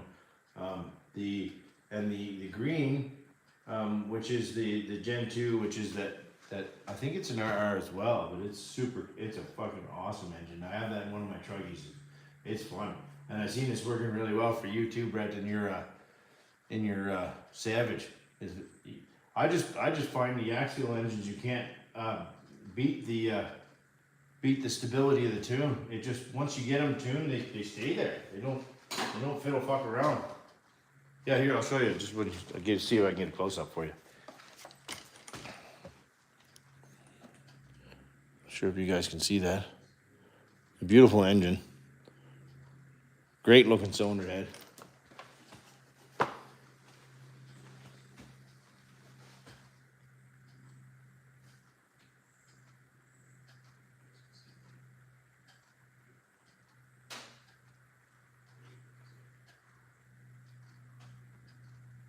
I think Force made some of them, and I think SH made some of them. Like, it depends on what size it is.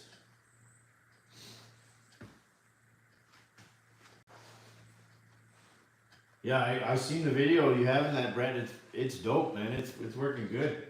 It looks great. Yeah, it's funny, you know, and I've had some that some parts fit and some parts don't. Like this one. This was an unfortunate demise of this axial engine. So this is a gray head axial that the pinch went away on. This hole and this diameter here is different than the other ones, because I was going to try and make one out of two, but this dimension here is different than some of the other ones. And then the SH, so if anybody has one of these axial engines and they fuck up the pull start, they're super rare. It's super hard to find. If you take an SH starter shaft without this little pilot piece here, it fits right in, and it'll let you change it over to a SH pull start. Just if anybody ever runs into that issue, and because it is a problem trying to get a pull start for these. But you've got to change that. You do have to change that shaft. You can actually buy that shaft separate. Yeah, this is the one with the piston that's shattered in it. Yeah. Yeah, piston's shattered in this one, unfortunately. Carb's still good, so I keep it hanging around for parts. Because the carb's still good, needs some O-rings. I stole some O-rings out of it. But it's more or less a parts engine now. And it had, let me see.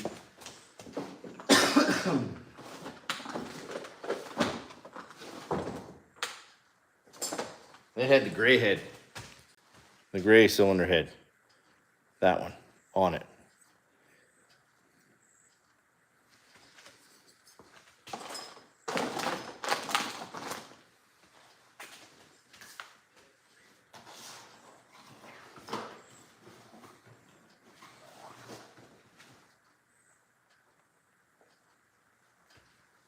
Yeah, and as long as it came with a pull start, that's great. The pull start is it's a good pull start, as long as you don't have a failure.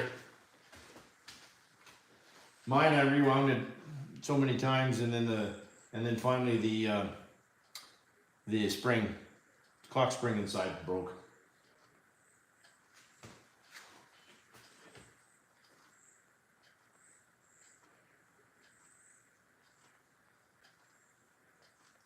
Oh, you shipped off a Pico Max 26 to Drake for a pinch. Oh, that's cool. You'll have to let me know how that goes, because I have one of those engines. Brett, it's in my Revo. It's still healthy right now, but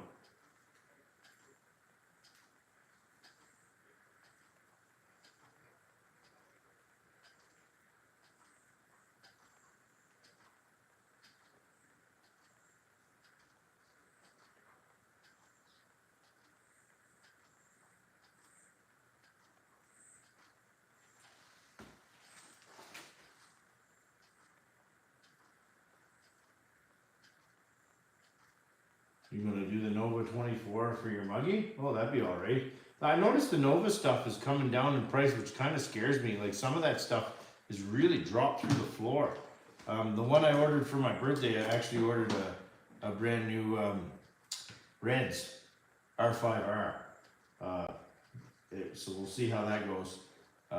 I'm super impressed with the Reds that I got in the Techno buggy that I got from the Nitro Addiction. It is an amazing engine. Revs like no tomorrow.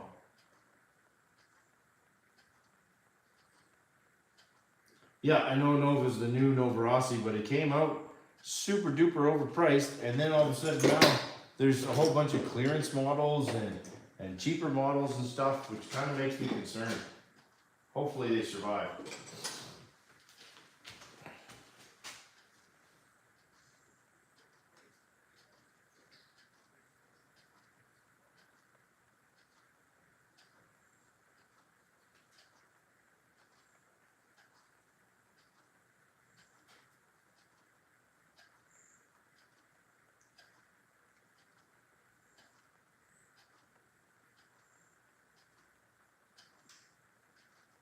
You guys talk about, so I've had so many, just before everybody disappears today, do you guys want to see something vintage 1993?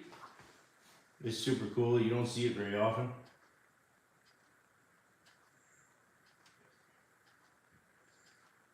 No, same thing, Brent, you look at what Haggard's gone through.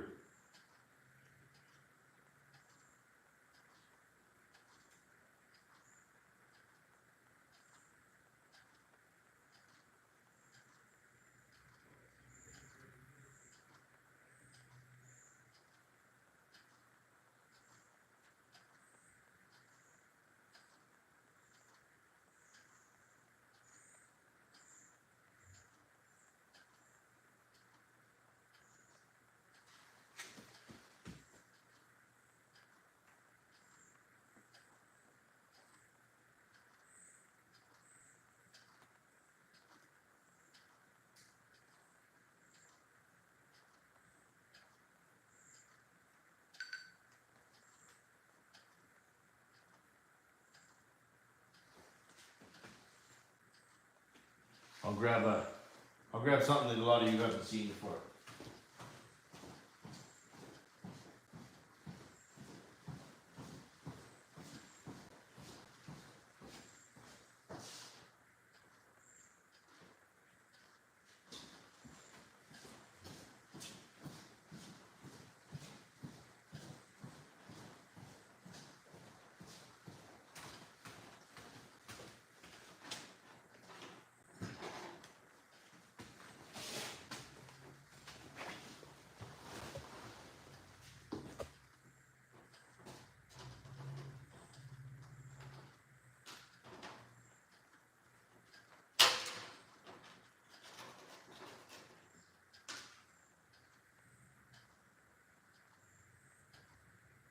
Yeah, I agree with you, HPI. I'm kind of waiting to see. Like, it seemed like they were trying to get out of the gate so fast. I'm hoping they didn't make some quality issues trying to get out of the gate.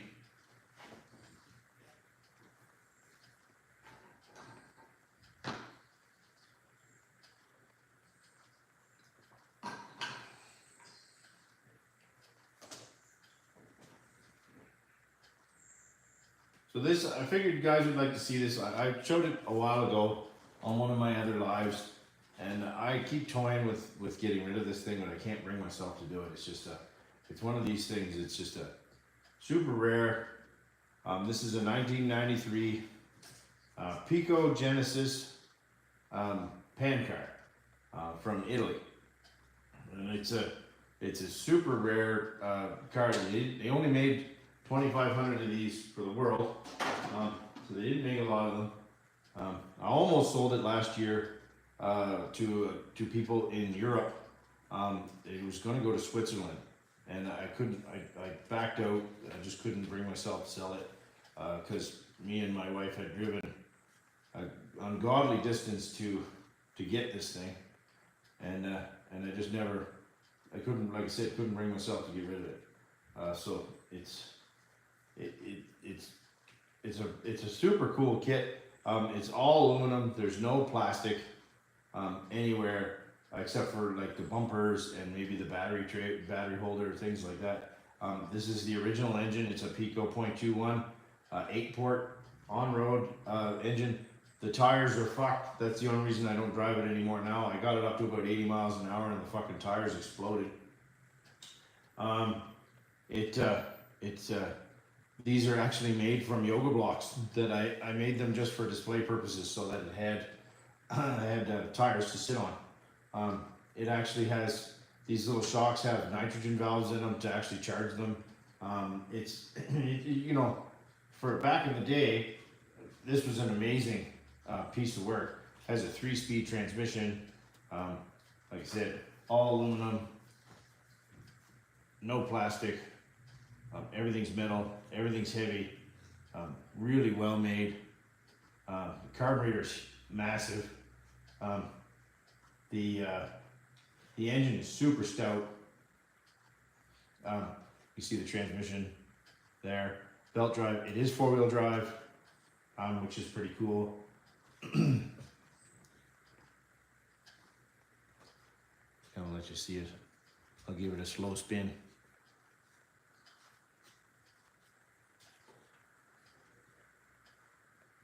So like I said, it has one-way bearings in the front wheels, which is super cool. Well made kit.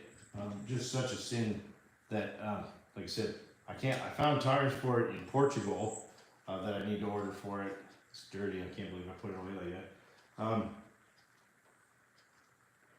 How much did I pay for this compass?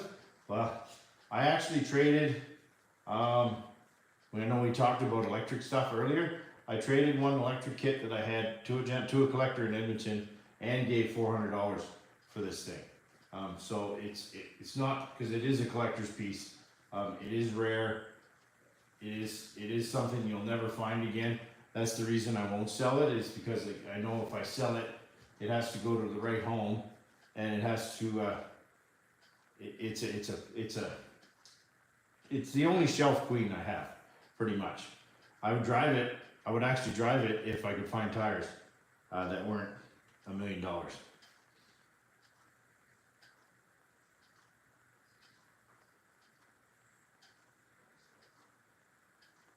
It even still has the original, one of the original servos in it. Yeah, still did. Well, the period correct, I should say. Futaba servos. Oh, I know. I've talked to Texas Hell about this. He loves this thing. He thinks it's the shit. He would love to have it. He would be the guy to take this over, for sure. If I was to get rid of it, he would be the guy that it would go to. Somebody like him, because that's kind of what he lives and breathes for. Put that back on. But it runs nice. Anybody that I believe I have a super old YouTube video on my channel. If anybody's interested, check it out when it did run. I wish I had caught the video when the tires exploded, but it was super cool. I was basically running it down the highway almost, and then the rear tires just exploded. I actually they're sitting over here.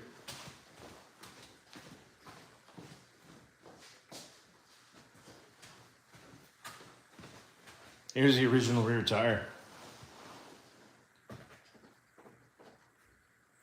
It just couldn't take it.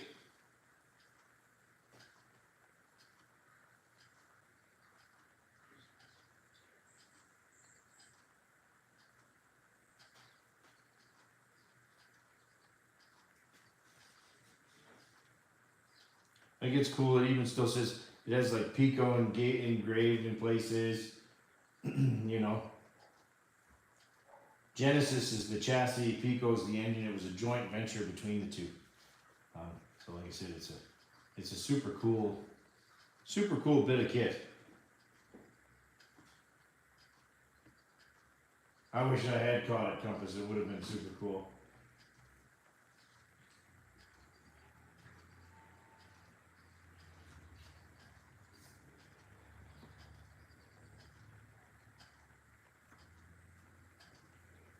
Yeah, I see them in the odd place, like similar kits running in places that have like pan car tracks and stuff. And we don't have any places to run them around here. I don't even have any comparable asphalt to run them on around here, just because it's we live in a fairly mountainous area, so you need some pretty nice asphalt to run them, because they need some long stretches of room.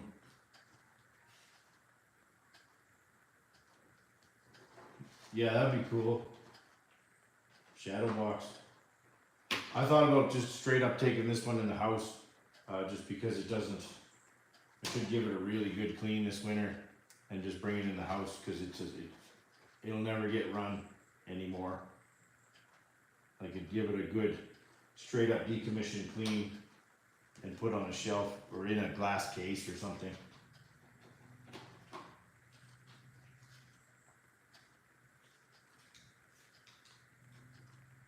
There's a fella, and the fella in Switzerland, when I posted this for sale before on a vintage RC buy and sell, when he offered me 2,000 euros for this thing, which is a pretty good chunk of change, and I just couldn't bring myself to sell it.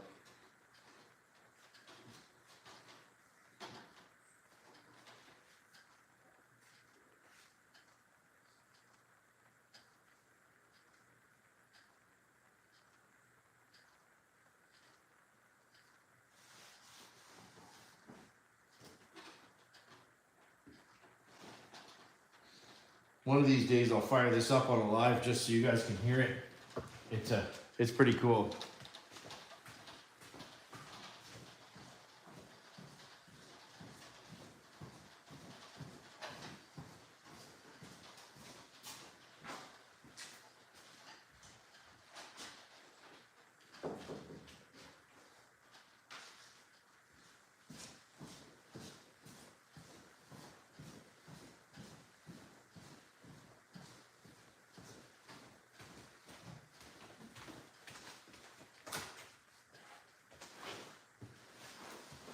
Hey, you're obsessed with my collection.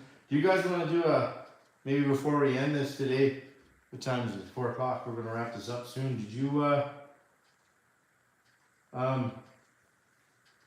guys want to do like a tour of the collection or something like that? Just for shits and giggles before the end of the video?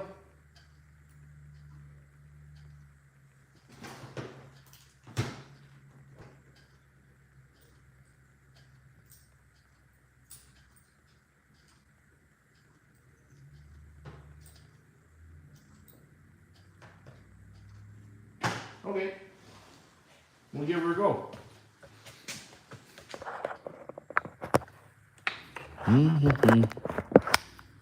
Okay.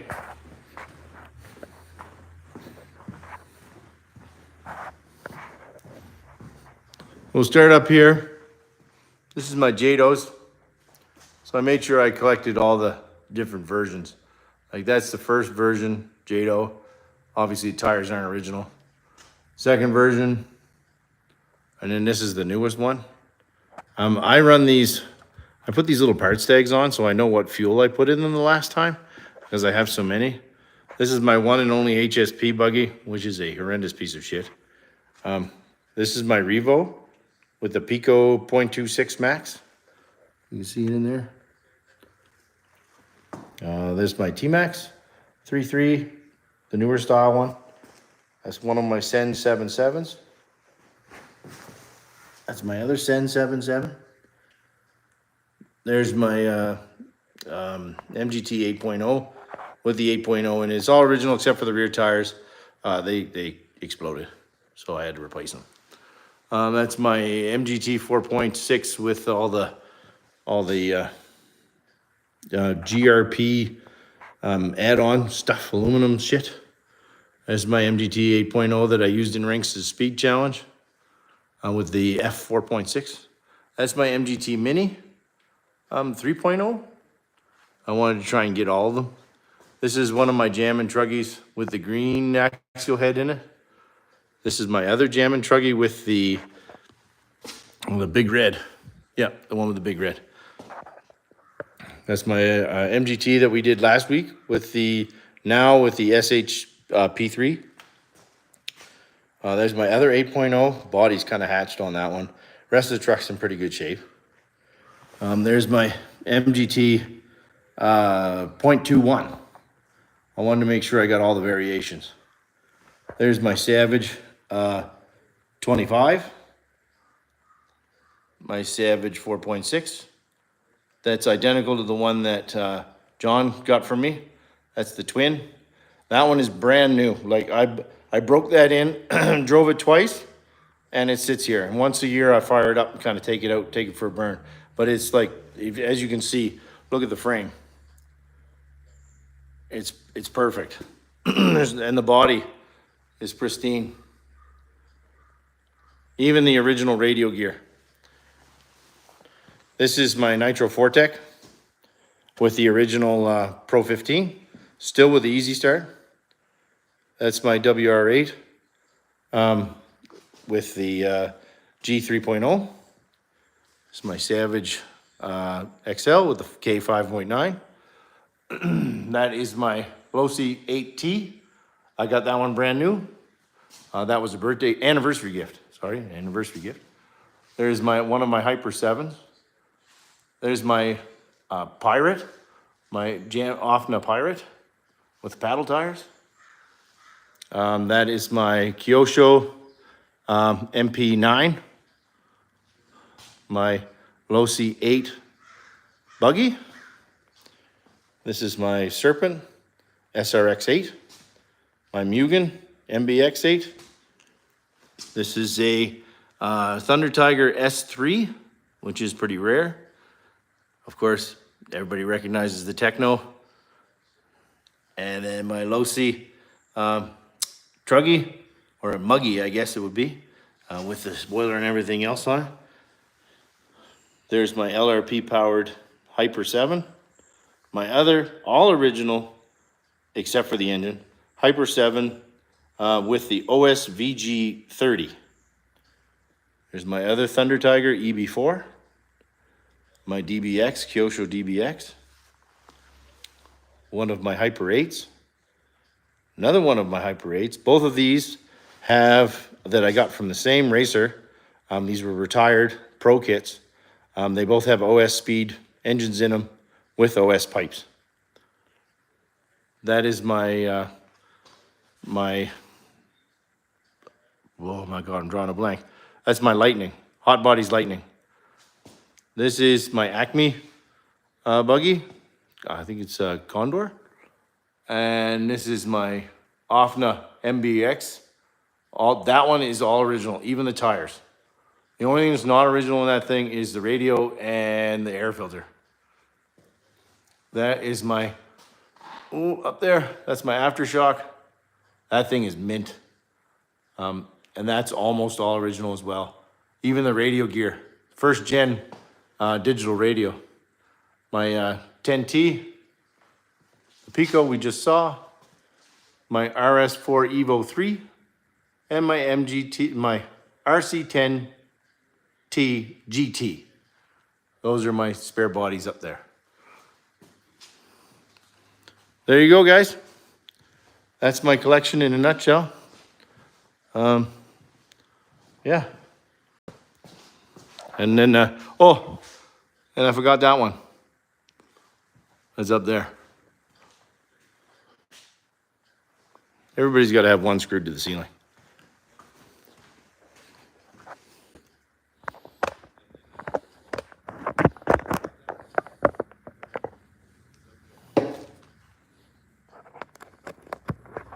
Bring it back over here.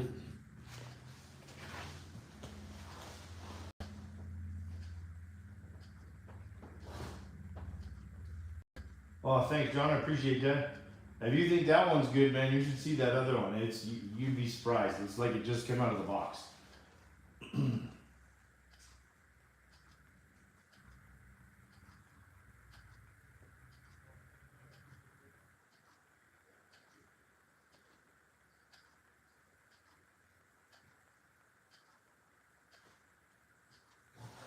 Anyway, boys, it's 4:07, going on for 2 hours. I really appreciate everybody coming today. What kind of blocks? Where did you buy? Oh, that is a good point, Compass. I'm glad you brought that up. That is something. So I went to an exercise supply store that supplies exercise equipment. It was a tip I got from a guy in Edmonton. They're yoga blocks for doing yoga exercises. So they're just a high density foam block that doesn't scratch anything, and they sit perfectly on them. They're stackable. I literally paid $2, $3 a block, something like that. And then of course my wife ordered me 25 blocks because she wanted everything to be uniform. So the now subsequently I'm out of blocks, but they're great, and I do advise anybody that has a large collection or if wants to keep the wheels and tires up off the ground from getting any flat spots. Keep an eye out. Go to some exercise supply stores. They'll look at you funny when you show up and say what you want them for, but usually you can buy them cheap, and they're great for storage rather than sticking tires underneath them or pieces of wood or pieces of 4x4 and shit like that, which is what I used to use, and it just kind of looked messy. So anyway, that's why. And if any of you see the pink ones underneath anything, the pink ones were all gifts, like birthday gifts, anniversary gifts, things like that. That's why I just try to keep track of it. So anyway, guys, you guys have a great weekend. I'm gonna head out, and I hope everybody gets out to burn some nitro today, and I hope everybody has a great weekend. And for those who do get a long weekend, unfortunately some of you don't, enjoy the extra day off and have a great one, and everybody have a good one. Take care.